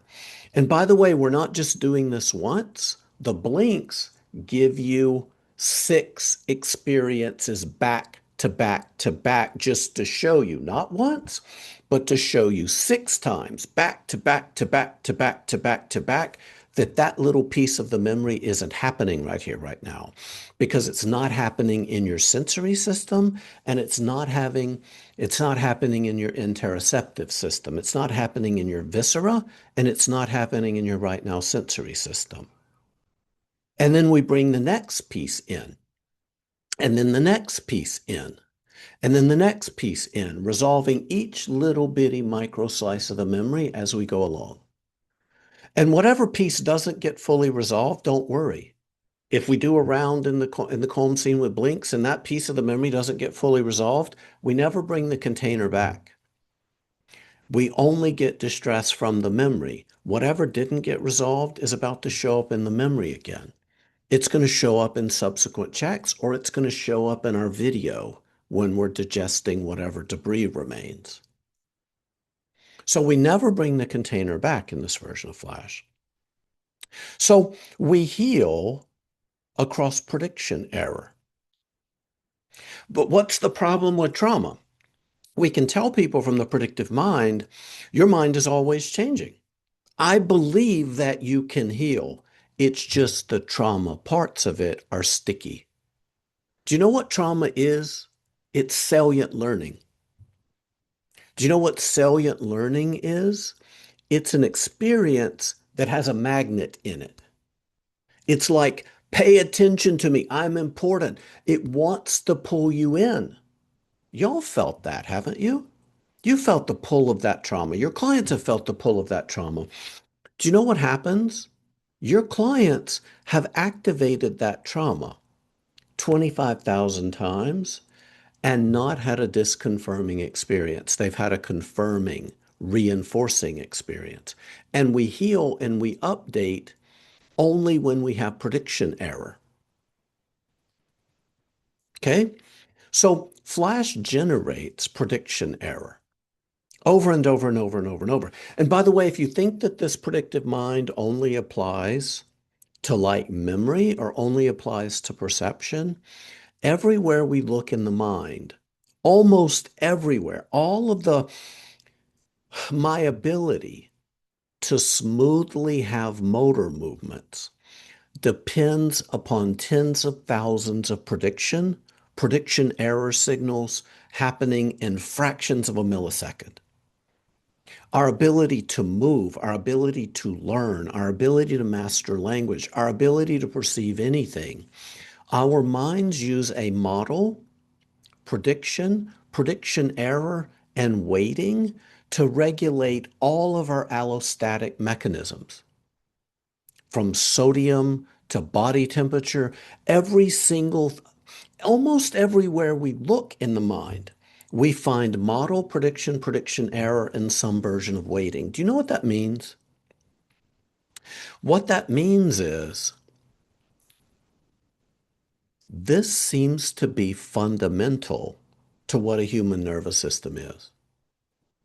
This concept of prediction error, precision weighting, and a weight against incoming sensory information seems to be fundamentally what a mind is. And what that means is that therapy needs to treat that mind. If that's the mind we have, therapy and our interventions need to treat that mind. Okay? Let's run EMDR therapy through the predictive processing framework. Okay? We activate a memory in EMDR therapy. And guess what? A lot of what comes is congruent. But do you know what's different? I'm keeping you in the present room with me, in a room with fluorescent lighting and drywall, and this bilateral, whatever else it's doing in the brain, it's keeping you here, here, here, here, here with me in this moment. I may be expecting to be judged, and look, my therapist is looking warmly at me. I may be expecting not to be able to handle this, and look at me right here, right now, handling this. And as that memory is as we're sitting with that memory and noticing in the present moment what's coming up in it, the difficult stuff is starting to connect with adaptive stuff. Do you know what difficult stuff connecting with adaptive stuff is? It's prediction error. Your mind is encountering prediction error, in which one part of the generative model of yourself is connecting with another part of the generative model of yourself, and you are experiencing present-based prediction error. Okay? Those of you who do parts work is relational work, where parts of you are having relational experiences with other parts of you that are different than the learning and the trauma. That's generating prediction error. Think about how much prediction error there is in an average parts session, where parts of you that have always beat the crap out of you are listening to each other from a place of curiosity and compassion. Where parts of you are saying, yeah, I don't like the meth use, but boy, I understand why you're attracted to it. You know, that is just ripe with prediction error. Those of you that do EMDR 2.0, EMDR 2.0 is built around the idea of taxing working memory. It may be taxing working memory, but let me tell you, let's run it through a predictive mind point of view, because I don't need taxing working memory to explain EMDR 2.0. You activate the heck out of a memory in EMDR 2.0, and then the client does things to distract, the therapist does something to distract them from that activation. Do you know what the taxing working memory does? Is it disrupts your predicted effective sequela. You're expecting to lose your shit, and I'm distracting you from the ability to lose your shit. Do you know what that is? That is profoundly powerful prediction error that is flowing up into your brain like a fire hose of prediction error. Okay? So, psychedelics, not psychedelics from Joey, right? But psychedelics delivered in a way. Psychedelics do multiple things, and all of them generate prediction error. What psychedelics tend to do is they tend to take offline your ruminative parts of your brain. They tend to take offline default mode network, right? And they allow you to lower your defenses. Do you know what lowered defenses are? It's prediction error. Every single time you've gotten near this, you've had defenses show up and fill you with emotions, fill you with fear, fill you with terror. Lower defenses, just that alone is prediction error. And often when you interact with a bad memory with psychedelics and psychedelic informed therapy, what you're doing is you're having an experience of that memory that is profoundly experientially different than every other experience you've had with that memory. A lot of times in psychedelics, people see their adult self in that memory, looking at that scene. Do you know what that is? That's prediction error, right? You're not having the huge flood of emotion that you normally have, that your brain is predicting. That is prediction error. Does that make sense? So I know you came for a technique, and I'm giving you a model of the mind. But you know already intuitively that we heal across prediction error. That's why you don't have a baseball bat in your office where you beat your clients when they come in.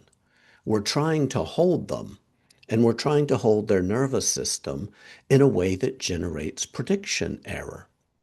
We're trying to love them in a boundaried way, right? Love them, in that Susan Peace Bannet way, like love them we're trying to hold their nervous system in a way, right? That generates prediction error. So what if Flash does that? What if EMDR does that? What if coherence therapy does that? What if brain spotting? Brain spotting, what are we doing in brain spotting? We are finding a piece, we're finding something for you to notice in your right now present sensory field to focus our attention on. In present sensory awareness, do you know what that is? That is inherently disconfirming when trauma wants to suck you in. You can be here and you can notice something using present sensory awareness. It doesn't matter whether that's actually true. So you can heal when your experience of that trauma is different than your brain's expectation.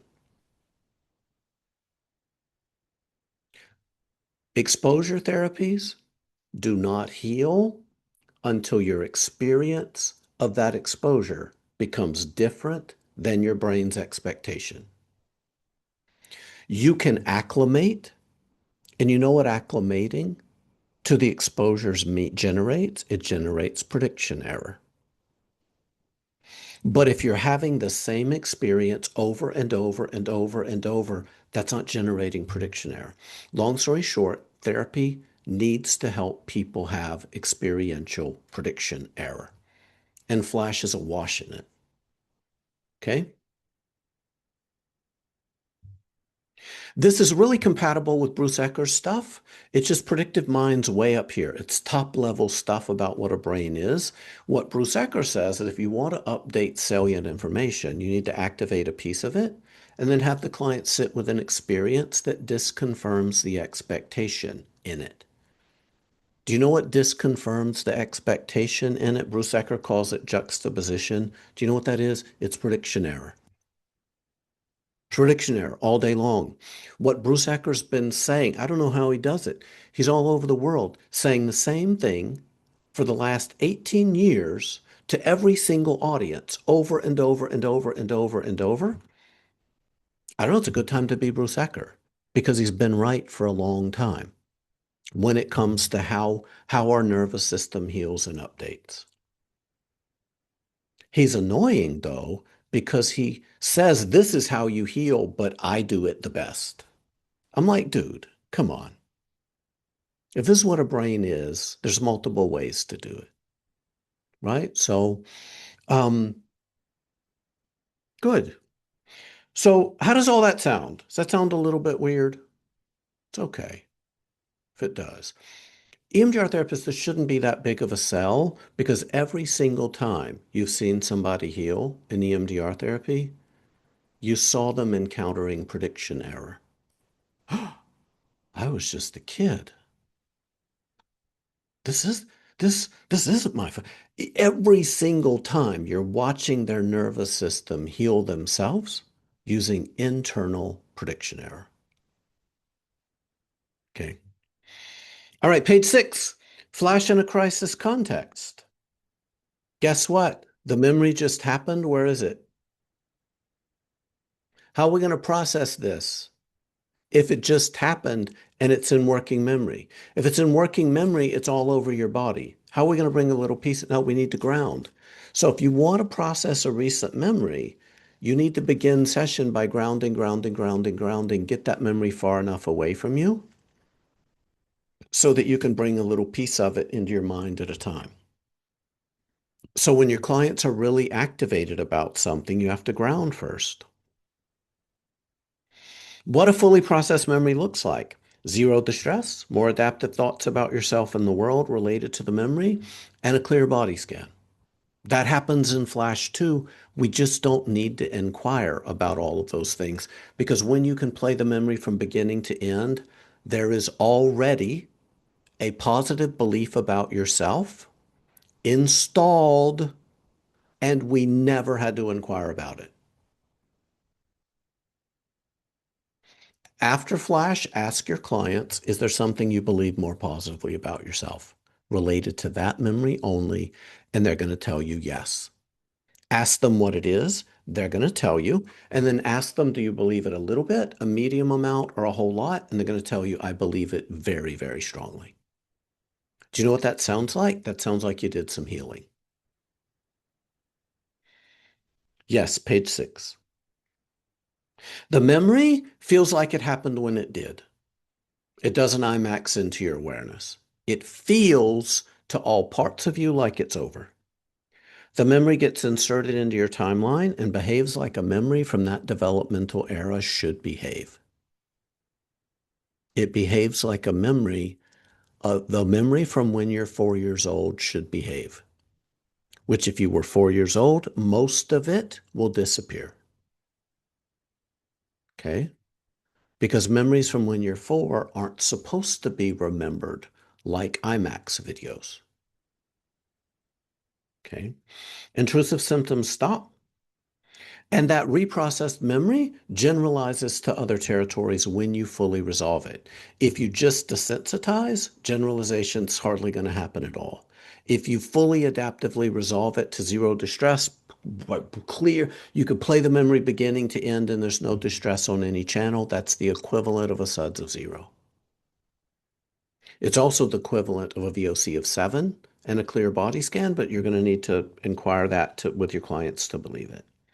And the resolved memory becomes adaptive information. So those of you that are EMDR therapists, one of the biggest problems in EMDR therapy is you have to have adaptive information for the difficult stuff to link up with. I create it in Flash. We create it from puppies on YouTube in Flash. We create the adaptive information that we'll subsequently use in EMDR therapy in Flash or in parts work. Okay. Good. Let's jump forward. Step 1. Let's develop some resources because we're going to be doing this in 15 minutes. Um, Try to do these resources with me because you're going to need them. By the way, the container is not your EMDR container. Do you know why? Because Flash is not EMDR therapy. EMDR therapy is not Flash.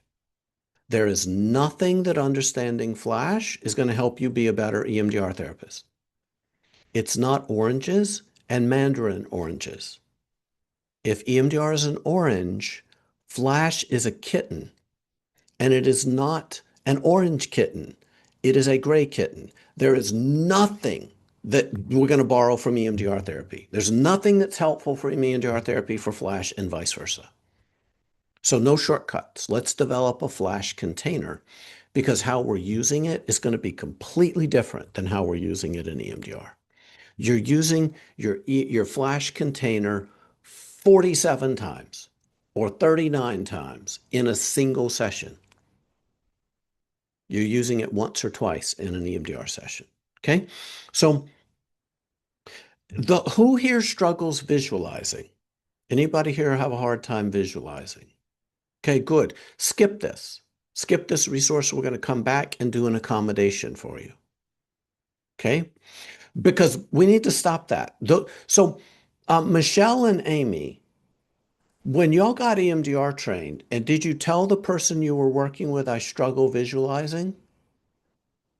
If you would have, what would have happened? They probably would have said, hey, let's try this anyway. Isn't that a little gaslighty? I mean, first of all, you go to a therapist, you say, hey, I can't do this. And I'm like, yeah, okay, well, I only know how to do resources one way. Let's do it the way I know how to do it, even though you just told me I can't do that. So we need nuances in how we teach resources. The easiest thing to change is how we teach it. First of all, those of you that can visualize, let's develop. Let's develop a container. You don't need a massive container because we're only containing a little slice of things at a time. If a big piece comes out, we're not using container, we're using grounding. Okay? So, do you have something that comes to mind when I say a container that doesn't have to be that terribly big? Okay? It can be a cookie jar, it can be a vault, it can be a little safe, it can be a mailbox, it can be whatever. Do you have something, Tupperware? Do you have something that comes to mind? Can you notice it? Really see what it's made of, how it's constructed. Can you notice how it opens and closes?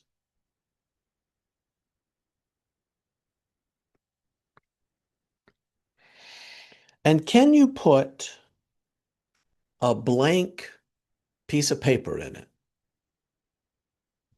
and close it up? And does it feel like that piece of paper's in there? Good. Now that container, this is the hard part, can you magically send it away from you, right through your wall, right out of the atmosphere, past the moon, past all the planets in 1 second? Can you send it a billion miles away? Okay. And you feel the distance between you and that container. Okay, how did that go? Those of you that can visualize, how did that go? Thumbs up, thumbs sideways, thumbs down. Okay. Can we feel, if you're struggling, do you know why? Can you fix it? Try to fix it. And now that container, can you imagine a warehouse filled with them?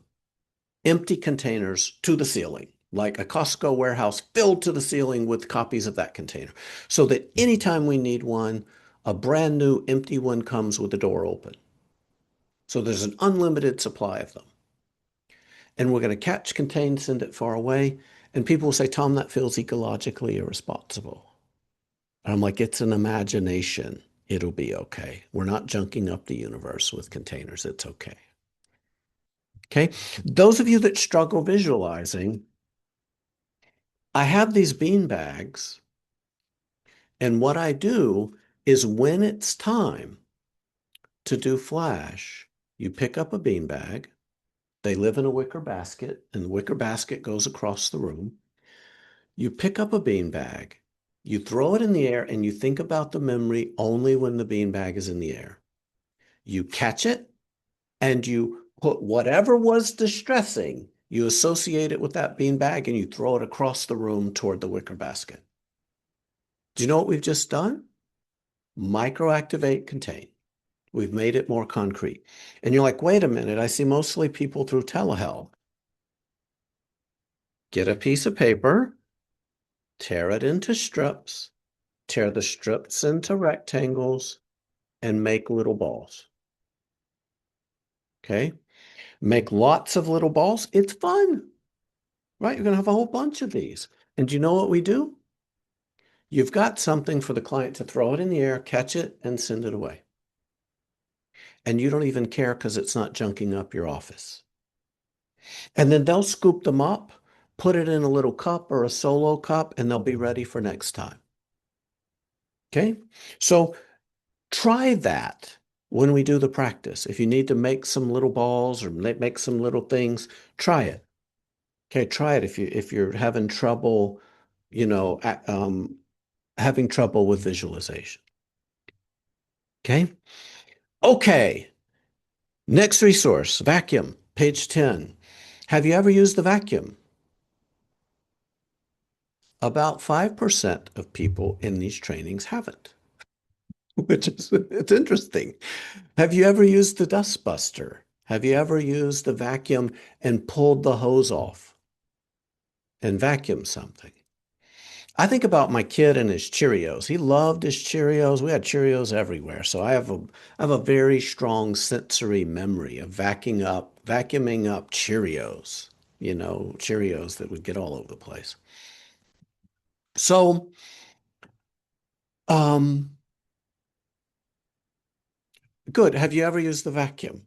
Can you get in touch with that memory of, like vacuuming up pet hair or something off a couch are dropping some coins in a car wash and vacuuming the stuff off of out of your car. Now, do you have a sense of that? Do you have a sense of a hose with a very, very strong suction? Okay. Now, I need to trigger you just a little bit. I don't want to upset anybody, but I need to trigger you just a little bit. So today's Tuesday, and let's imagine that you didn't look at who's coming up today. Your most annoying, frustrating client, you thought you were seeing them on Friday, but you're seeing them an hour after this training ends. Can you get in touch with that? Whatever that is, can you get in touch with that? And when you find it in your body, vacuum it out real quick. Wherever it is, just vacuum it out. Turn on your vacuum, vacuum it out. And now your vacuum canister is your container, and it goes past the object formerly known as the planet Pluto. It goes 1 billion miles away. And yes, that will destroy the universe. But that's okay. It's an imagination. It's an imagination. How did the vacuum work? And those of you that struggle visualizing, vacuum probably didn't work.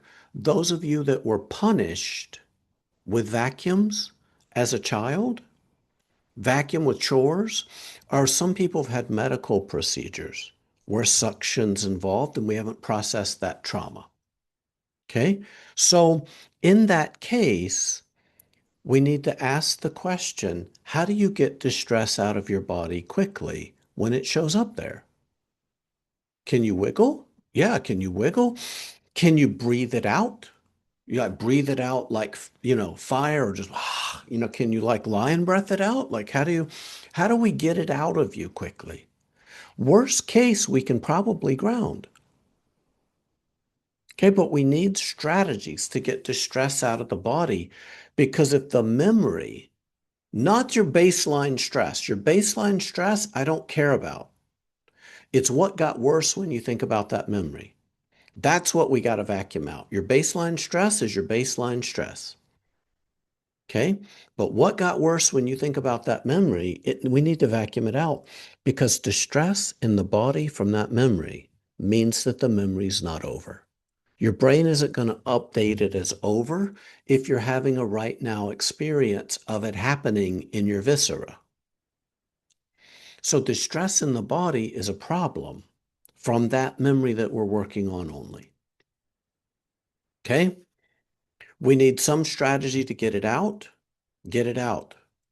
Right? Get it out. We got to get the stress out of the body when it shows up there. Okay? Awesome. Calm scene. What do you love? What do you love? Some people, I do these trainings, and a shocking number of therapists say, I like watching people slip on ice.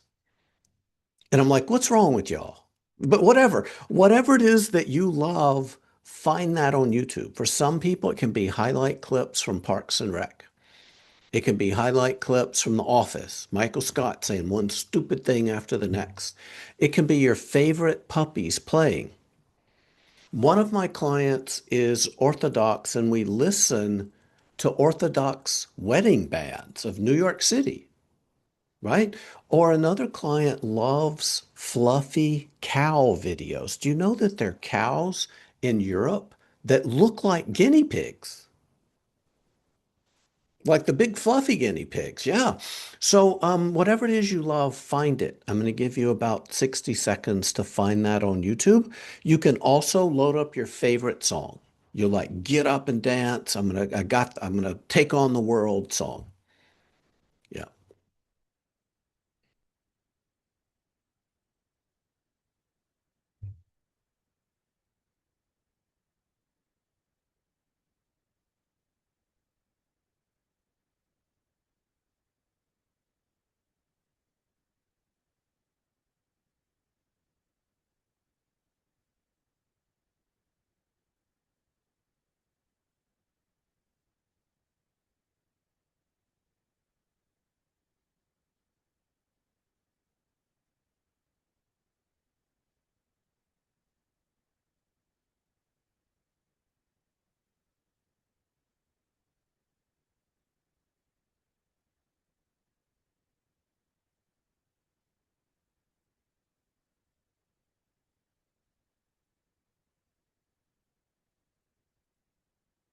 All right. Do you have something that works?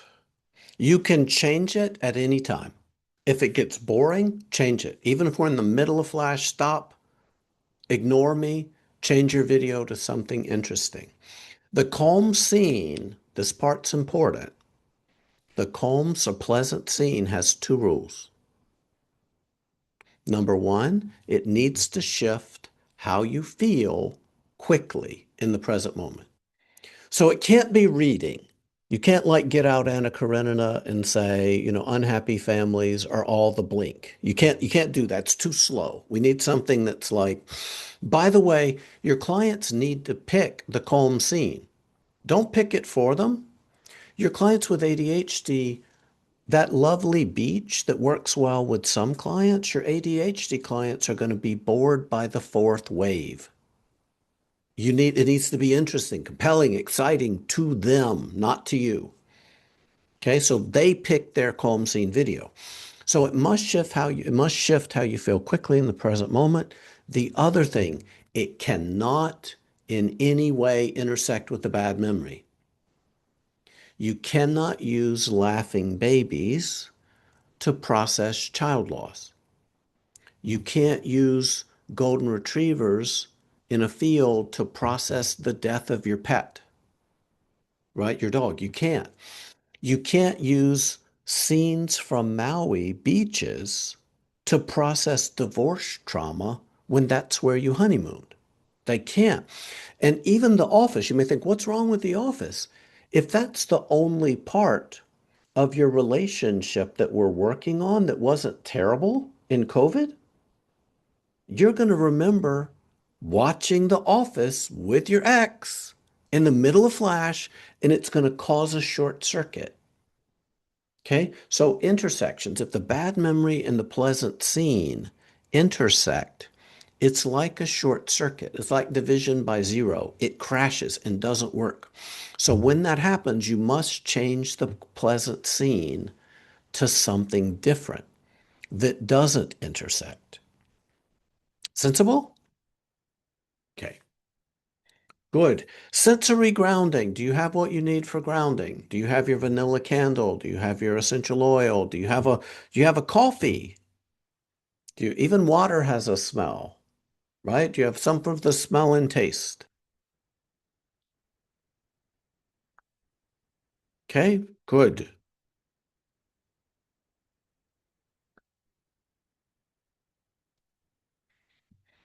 All right, good. I'm going to invite you to do this grounding with me. We're going to check each of our senses for about 2 seconds each, and we're going to quickly move on. I invite you to look around your current room. Notice whatever you see, and notice if you were to touch each object, would it be hard or soft or some other texture? Good. If you have a piece of furniture near you, just touch it with your hands and notice, is it warmer, cooler, or the same temperature as your hand? Good. I'm going to be very quiet. Notice whatever you hear in order of loudest first. Good.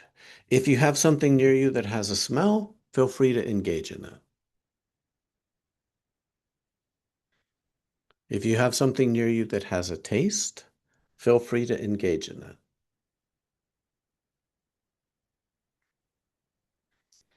Okay, good. How'd that go? Thumbs up, thumbs sideways, thumbs down.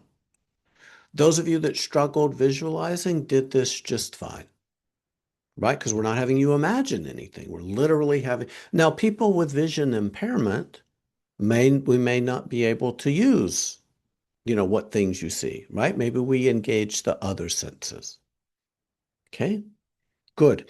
So, all right, that's our four resources: container, vacuum, pleasant scene, and grounding. We need all four. Okay. Really quickly, we're going to view the rest of the steps in turbo fashion. Step 3, page 14. Step 3, select the memory, but do not activate it. Select the memory, but do not set your nervous system on fire.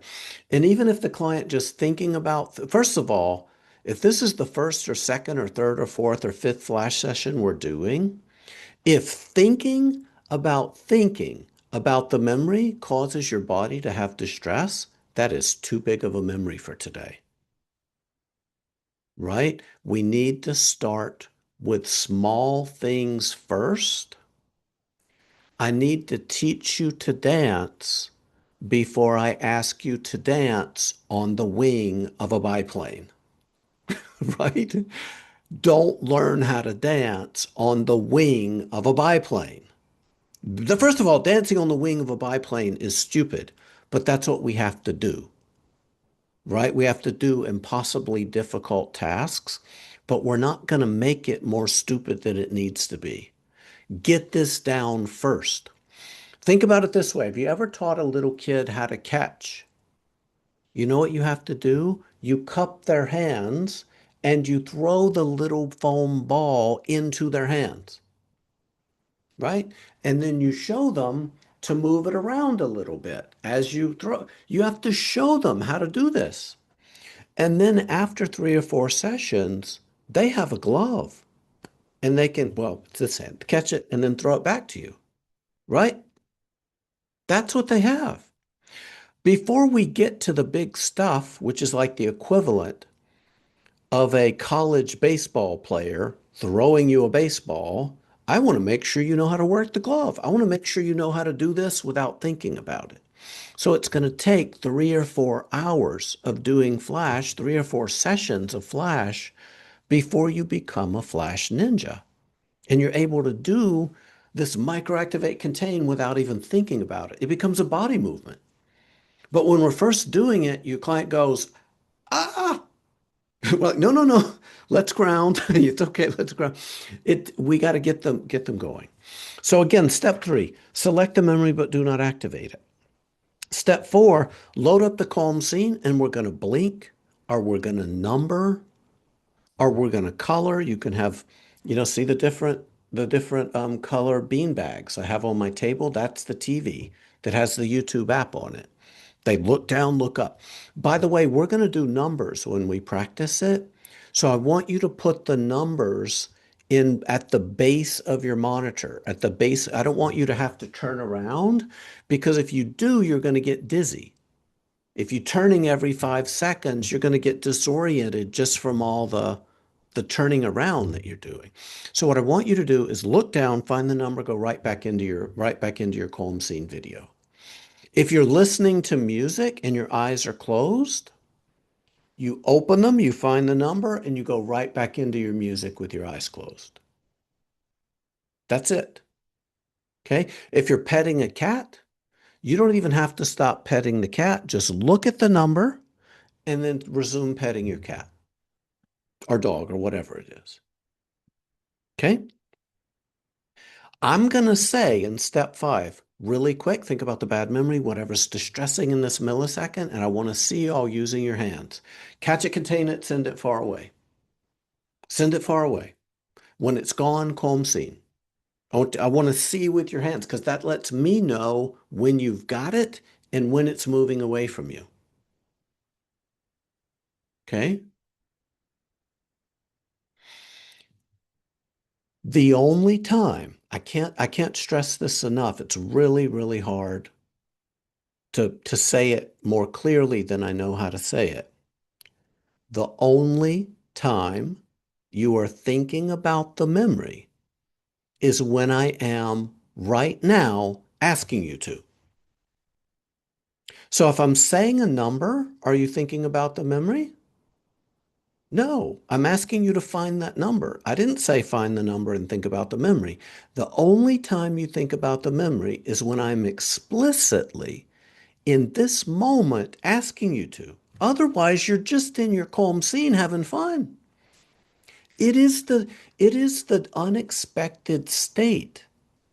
I know you're going to resolve your memory if I see you laughing. It is the effective state is the disconfirmation that's healing you a micro slice at a time. And if you're bored by your calm scene, it's not going to work because you know what attachment wounding feels a whole lot like? Boredom. That's not disconfirming, that's confirming. You need to be, right? And I know you've got clients that say, I hate people. Well, I don't need you to like people. I need you to find something on YouTube that you find enjoyable or interesting or compelling or beautiful or weird or whatever. Okay. Step five, think about the bad memory. Whatever's distressing in this millisecond, catch it, contain it, send it far away. That's a lot of words. Eventually, I'm going to say, check the memory, catch, contain, send it far away. Right? Because all those words take, once you know how to do it, I don't need to give you the whole paragraph. I can give you a few keywords to guide you. Okay. Good. If distress emerges in step five, we stop, we ground, or we use one of our four resources and we do not go forward until that distress is managed and moving away from you. If you're having a little bit of difficulty, you can try activating, when I am in step five, you can try activating every other round. Activating every other round is going to give you 10 experiences in the positive scene for every one activation instead of, actually, it's going to give you 12 experiences in the positive scene for every one activation rather than six. Okay? But if you don't know what to do in the practice we're about to do, stop and ground. Stop and ground. So have your sensory objects near you, stop and ground, and do not push into the stress. All of you are going to, so look, we're going to have 25, 30 minutes to do this exercise. Most of you aren't going to be able to resolve a memory because I didn't leave you enough time to. But you should be able to see significant decreases in distress. If you do resolve this, if you feel like, okay, I keep looking at it, I can't find what's distressing, you're not done. You're not done until you can play the video beginning to end. So when it gets hard for you to find what's distressing, when I say look at it quickly, start playing the video on your own. Play the video because you're not done until you can play the video beginning to end and there's no distress on any channel. I'll remind you in the group to do that once, but many of you won't get there because you're still going to be able to find distress easily. Okay? Page 20, where this version of Flash breaks, overactivation. It's the hardest part of it.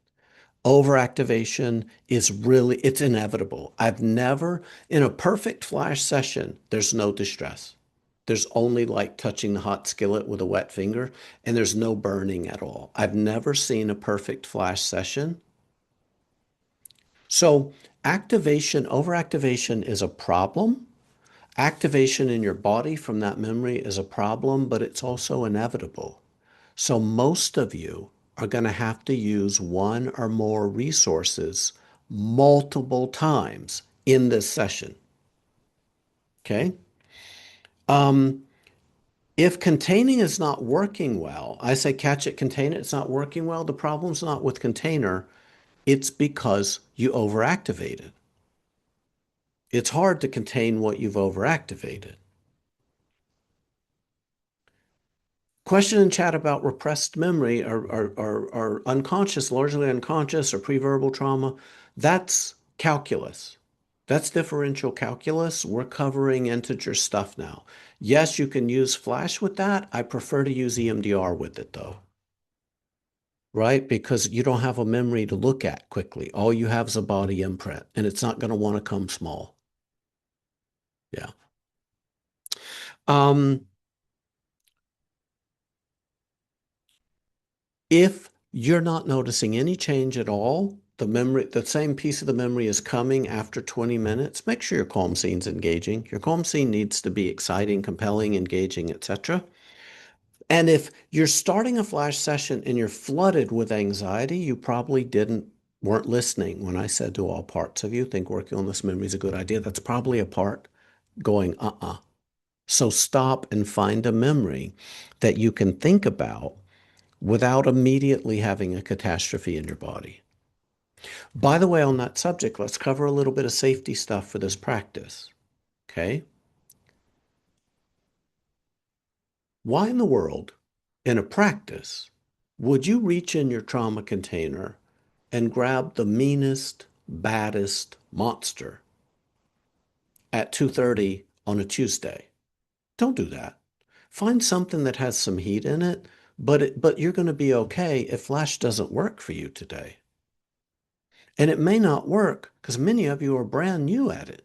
We're brand new. So find something that you're going to be okay having in working memory if Flash doesn't work for you today. Don't do or try to do a whole summer of therapy in the next 25 minutes. That's insane. Don't do that.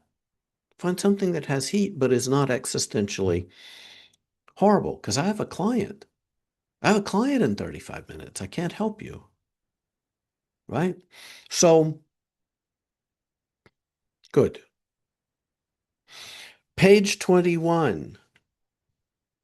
There's guidance about how to have a good, safe practicum experience. Number one, don't use an imaginary scene. Just trust me. Use YouTube. Use Spotify. Don't use an imaginary calm scene. It doesn't matter that you're used to it in EMDR. This is an EMDR. Just trust me. It's going to be better if you outsource it to a video or something. If distress is present, immediately stop and deal with that distress. We work one memory at a time only. I don't care that you are an amazing human and therapist and mindfulness superhero. We work one memory at a time only in this version of Flash because the same door that lets in two will let in 27. We work one memory at a time only. I'm telling you, there's brilliance in it. Don't let it go everywhere in Flash because it's going to cause harm. And we're trying to do this in a way that doesn't cause harm. Again, what we're talking about here, the question in chat, is about fragmented memory or dissociated memory.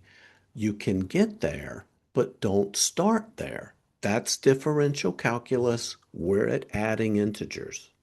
We're going to get there. Come to the Flash consultation and we'll talk about those cases in great detail. Coming to this training gets you into 25 free Flash consultations a year. Okay? Come to them. We'll break these cases down. Okay? All right. Are y'all ready to do this? You ready to try this? Let's take a 2-minute break. We'll come back. We're not going to have much time at the end for questions. So, but we're gonna get as far as we can. Come back in 2 minutes.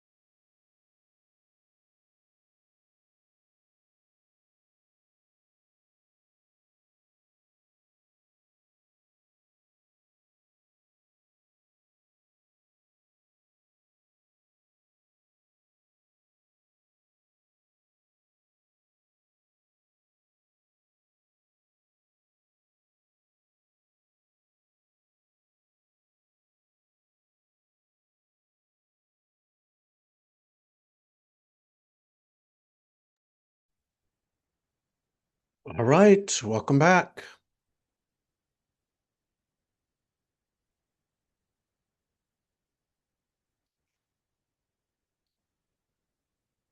Do you have your calm scene accessible? Go ahead, load it up, make sure it's accessible. By the way, does anybody here love to dance? Love to dance? You can be off screen, and if you can still hear me, put on your favorite freaking dance music and dance. You can dance in Flash, right?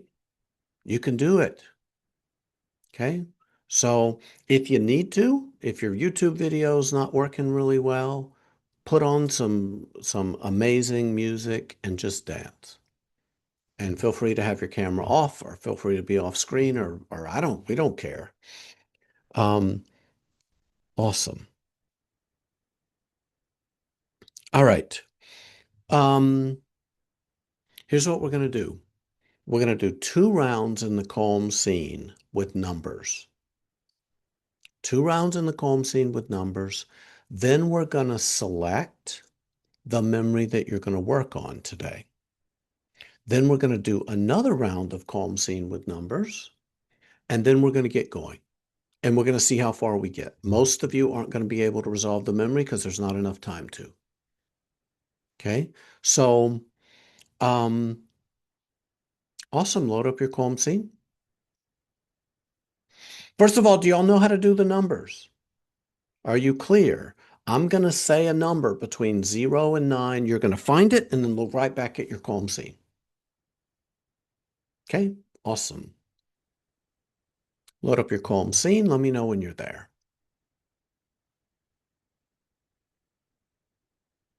Excellent. 8. Find the 8. Right back into your calm scene. Perfect. 6.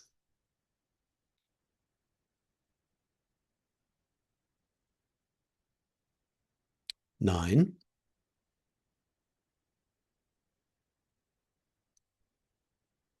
2.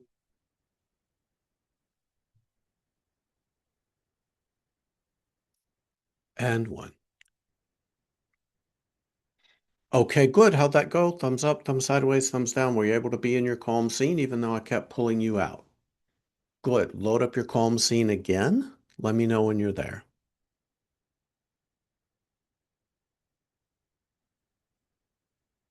Six,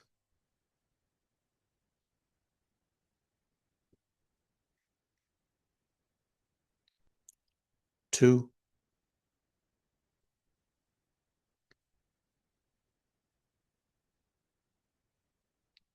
9,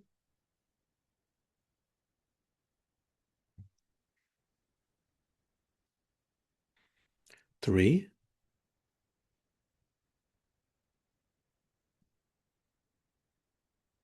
0. Okay, good. How'd that go? Okay, good. Is there a memory that you thought you'd want to work on today? Is it an individual memory that happened at a particular place and time? And do all parts of you think working on this memory today is a good idea? Check. If you get a no, find a memory where you get a yes. Otherwise, just push that memory out of your awareness. Use your hands, push it out of your awareness. Look at a blank wall, blank ceiling, blank it out. When it's gone, calm scene. Use your resources at any time. Good, calm scene. 3,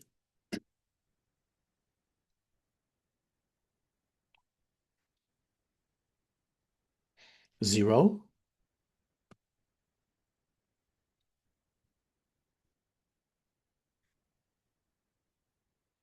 7,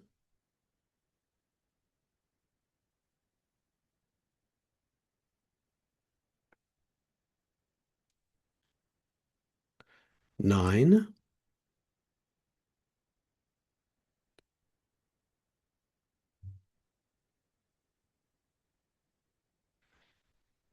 and 8. Okay, good. How'd that go? Okay, good. If you're having trouble, use resources. Otherwise, we're about to get started. Are you all ready? Like that quick. Lightning fast, think about the bad memory. Use your hand, whatever's distressing in this millisecond. Catch it, contain it, send it far, far away. When it's gone, calm scene.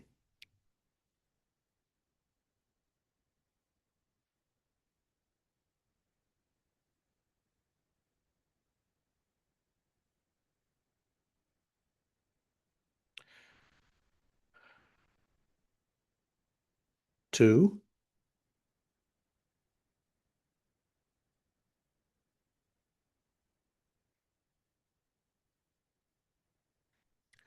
1,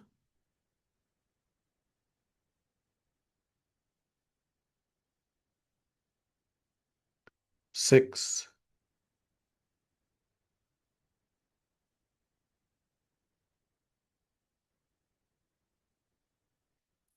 3,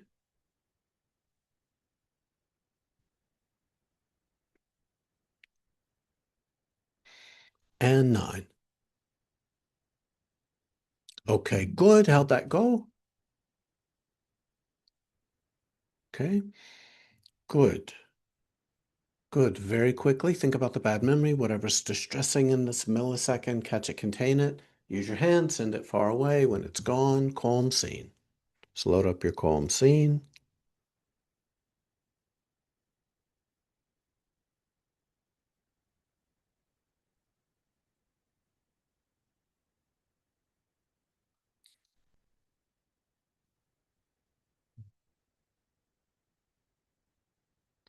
Zero,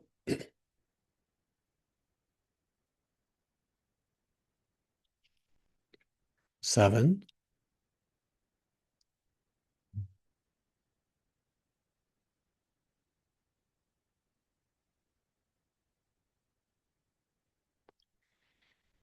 9,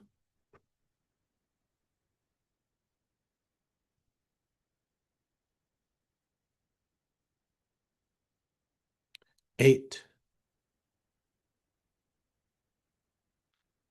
and 1. Okay, good. How'd that go? Okay, good. Good. Very quickly, think about the bad memory, whatever's distressing in this millisecond, catch it, contain it, send it far, far away. When it's gone, calm scene.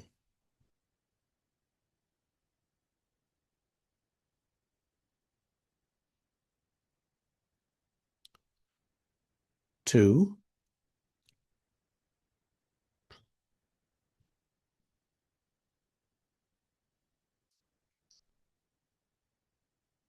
7,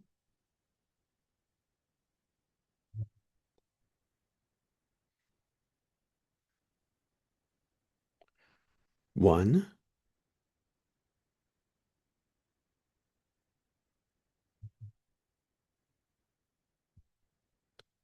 1,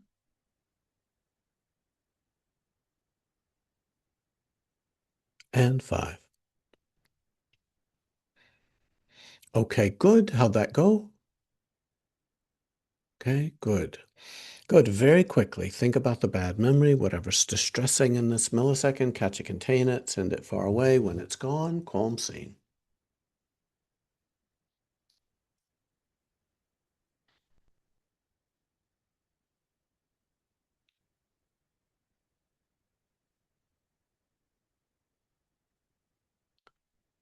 9,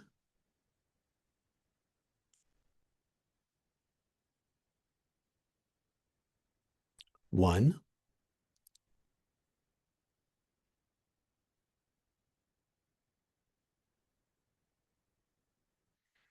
1,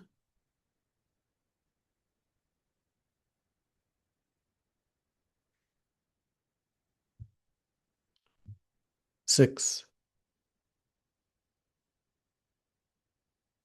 and 2.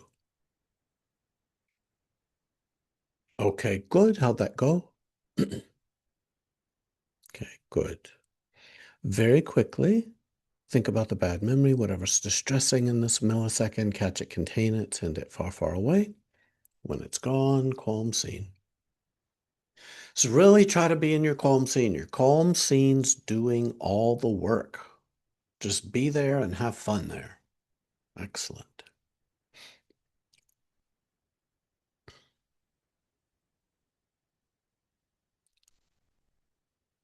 2,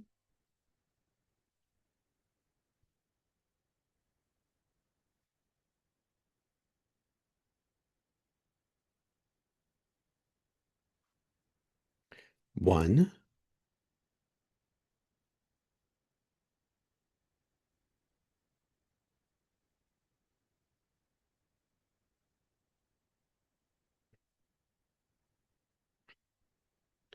7,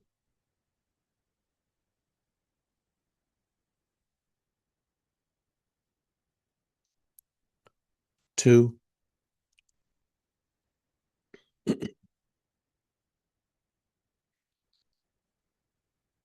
and 8.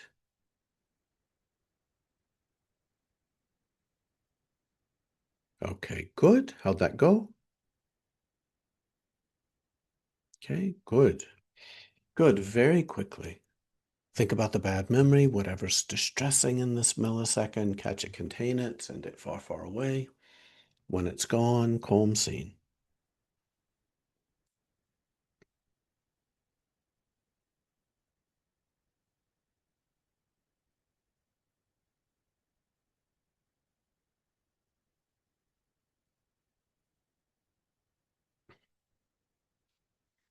8,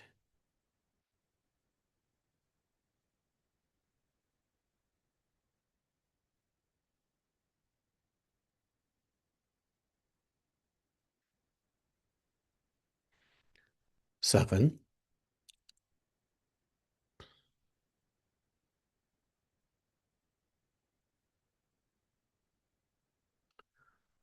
4,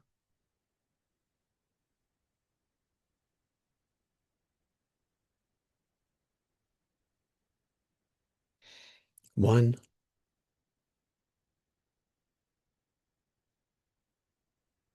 and 3.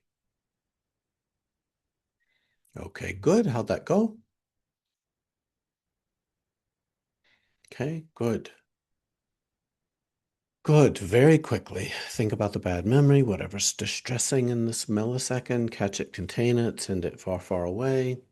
When it's gone, calm scene.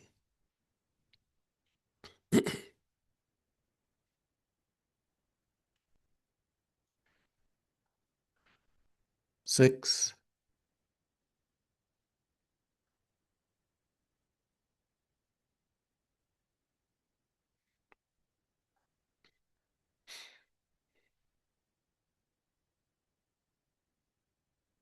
7,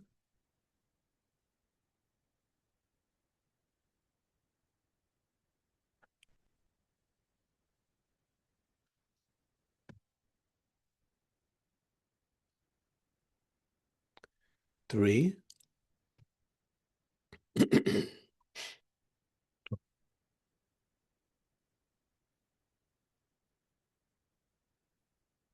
5,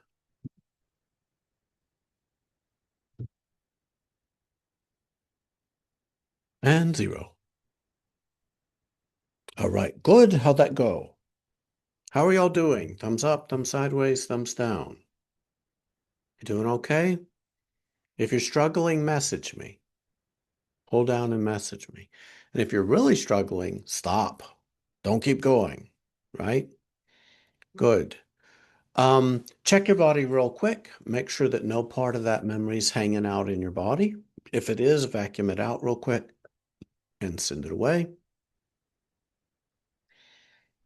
Awesome. If you found distress in your body, skip the next round of activation and just go directly into calm scene with blinks. Okay. If you didn't find activation in your body, lightning fast, think about the bad memory, catch it, contain it, send it far, far away. When it's gone, everybody calm scene. Good.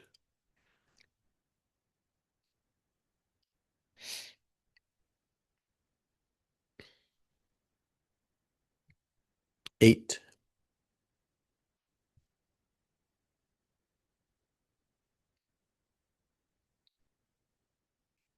7,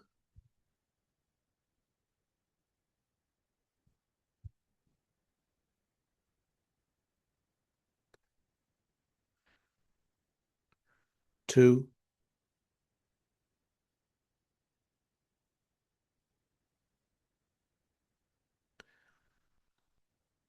4,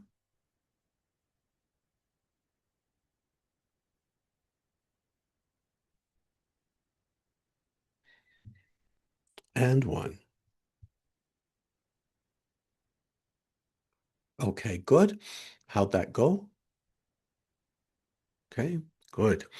Lightning fast. Really quickly, question in chat. You use the vacuum when there's distress in your body from that memory. Because distress in your body is overactivation. Vacuum it out. Yep, that's when you use the vacuum. Okay, good. Lightning fast. And if you need to use it, you better look at the memory 100 times faster next time. Okay, good. Lightning fast, think about the bad memory. Whatever's distressing, catch it, contain it, send it far away. When it's gone, calm scene. Good.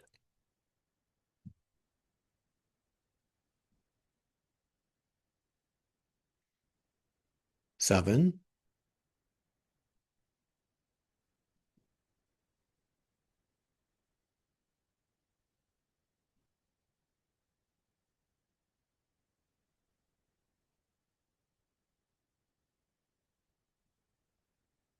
9,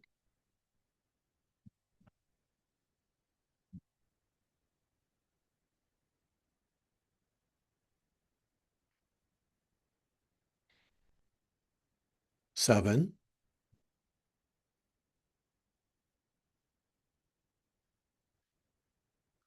0,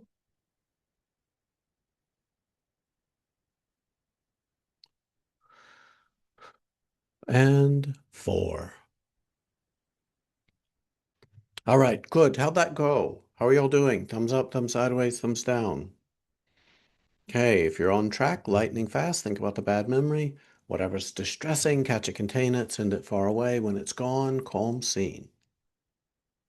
Just hang out in your calm scene. 1,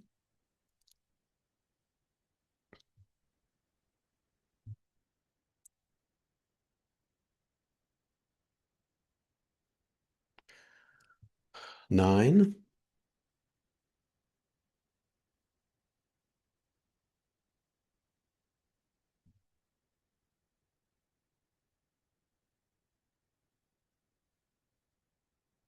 6,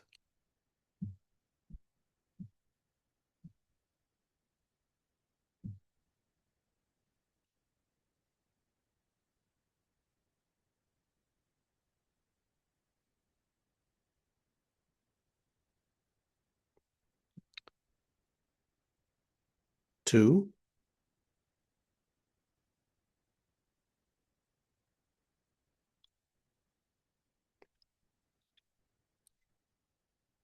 4,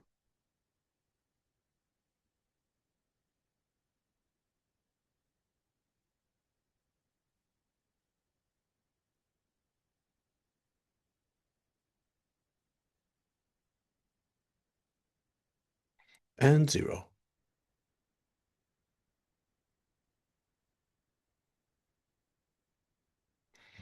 Okay, good. How'd that go?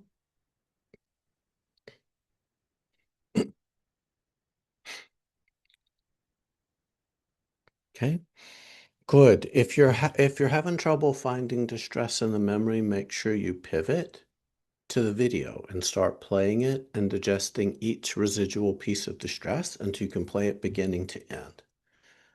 Okay?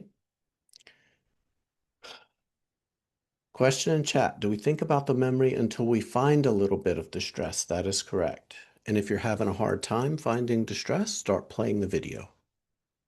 Okay? And when you can play it beginning to end, you're done. Okay? Good. Very quickly, think about the bad memory, whatever's distressing in this moment. Catch it, contain it, send it far, far away. When it's gone, calm scene.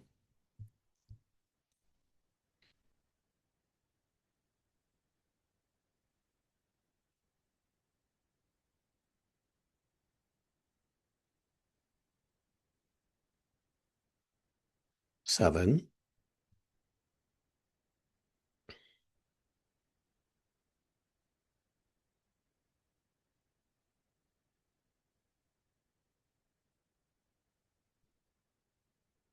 3,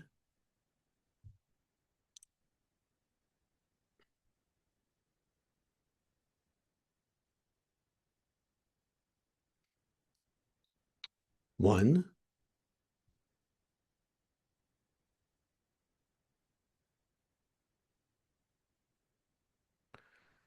2,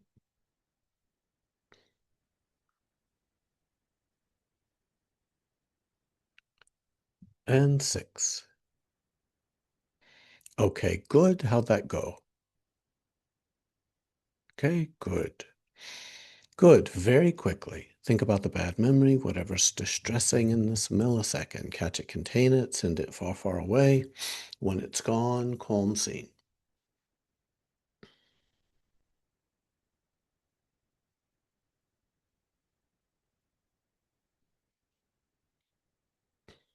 Zero,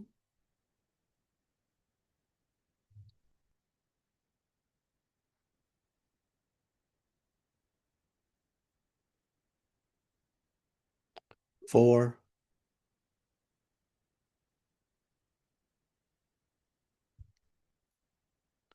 6,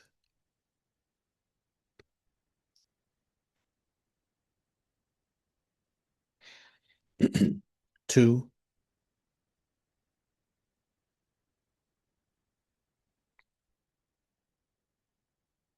and 7. Okay, good. How'd that go? Okay, good. Good. Very quickly. Think about the bad memory, whatever's distressing in this moment. Catch it, contain it, send it far away. When it's gone, calm scene.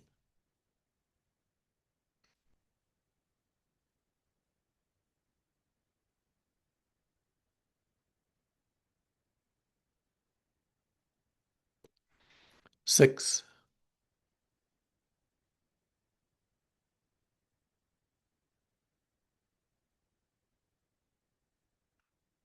9,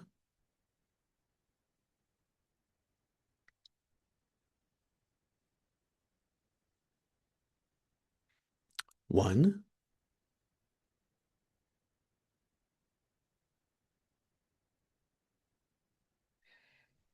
3,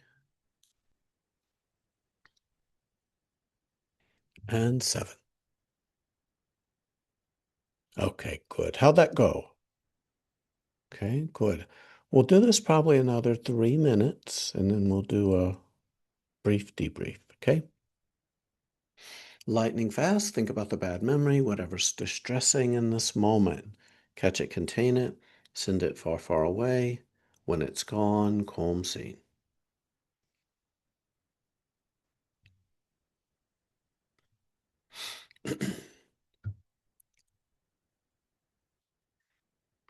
Eight,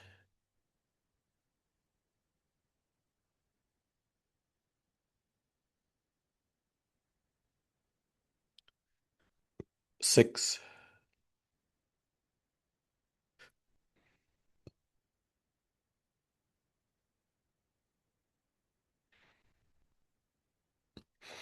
1,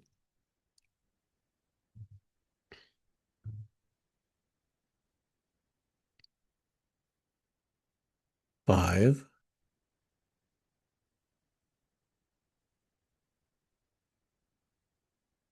and 2.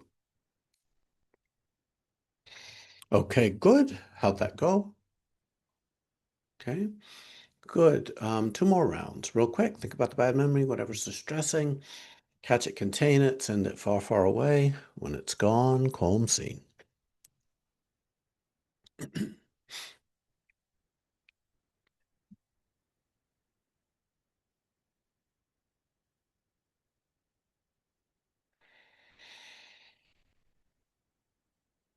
8,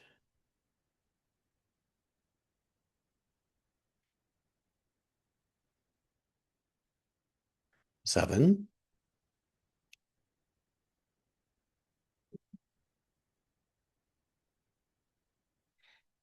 1,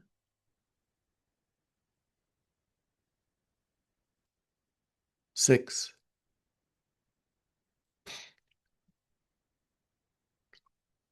and 4. Okay, good. How'd that go? Okay, good. Last round. Think about the bad memory, whatever's distressing in this moment, catch it, contain it, send it far, far away. When it's gone, calm scene.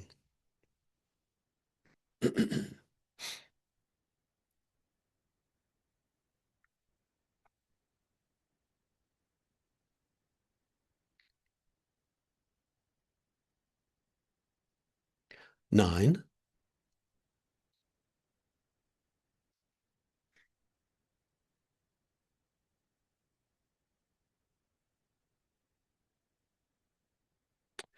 3,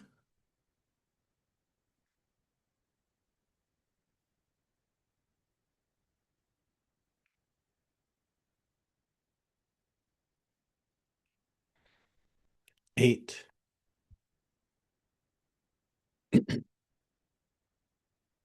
7, and 0. All right, good. How'd that go? How are y'all doing? Thumbs up, thumbs sideways, thumbs down. You doing okay? Okay, good. You have resources. Flash is unlikely to cause heartburn after because we're not pushing into distress at all. Okay? If you do have difficulty after, you have grounding, you have containment, you have calm scene, right? And you've got your vacuum. So use them. Use your resources between session if needed. Good. So, and that was a very brief closure. Okay, good. What questions do you have about any of this?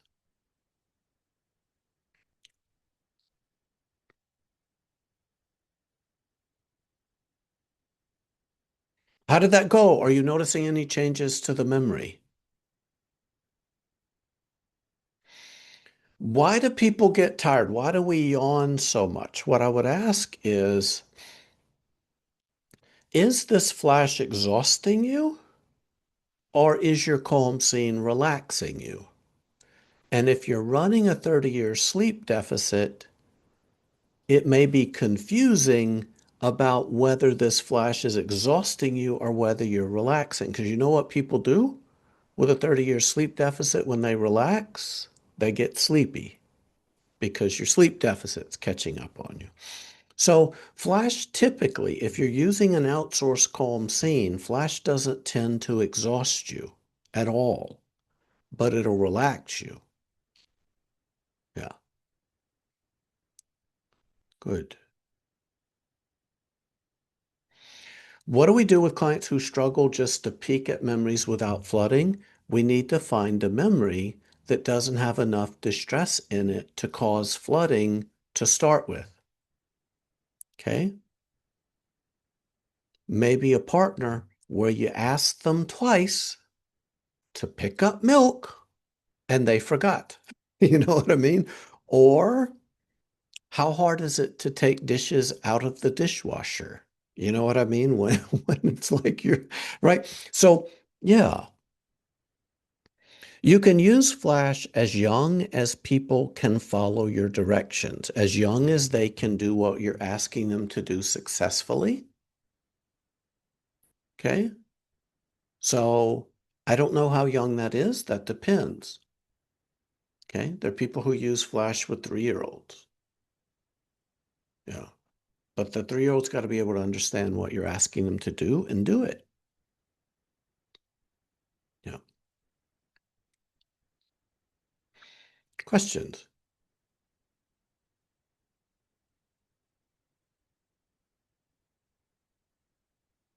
All right. Good. Yes, you do. Do you feel even though this wasn't a huge memory, did you feel the magnet of it? It wants to pull you in. You let it pull you in, and Flash is not going to work. You got to feel it and go. That's why we want the calm scene to have a magnet in it.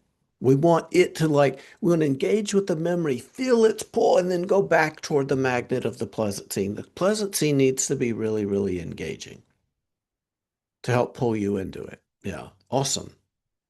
All right. Every single week, I do flash practice groups for therapists. What we just did, you can come and we can do in 75 minutes together. Every week, I do flash practice group for therapists. You can find that at the bottom of the EMDR Cleveland website, emdrcleveland.com at the bottom. I do every other week free flash consultation groups for therapists. I think I'm doing one tomorrow, as a matter of fact. That link is at the bottom of the EMDR Cleveland website. Okay, I'm going to send everyone that signed up for this training either tonight or tomorrow. I'm going to send the video of this training around so you can do that. You can come back to this training anytime you want for free. Come to consultation every single, twice monthly if you would like. Do that for years. It'll be okay, right? So this is the start of the journey. Go home and practice this. I mean, go home and do this with a client. If you don't do it, you're not going to do it. You need to do it to do it. Okay? Awesome. All right, everybody. Thank you for coming. Let's continue the conversation. Again, there's 6-hour trainings where we can do this and have lots of practicum. That's on the EMDR Cleveland website too. Thank you all for coming. Y'all take care. Bye-bye.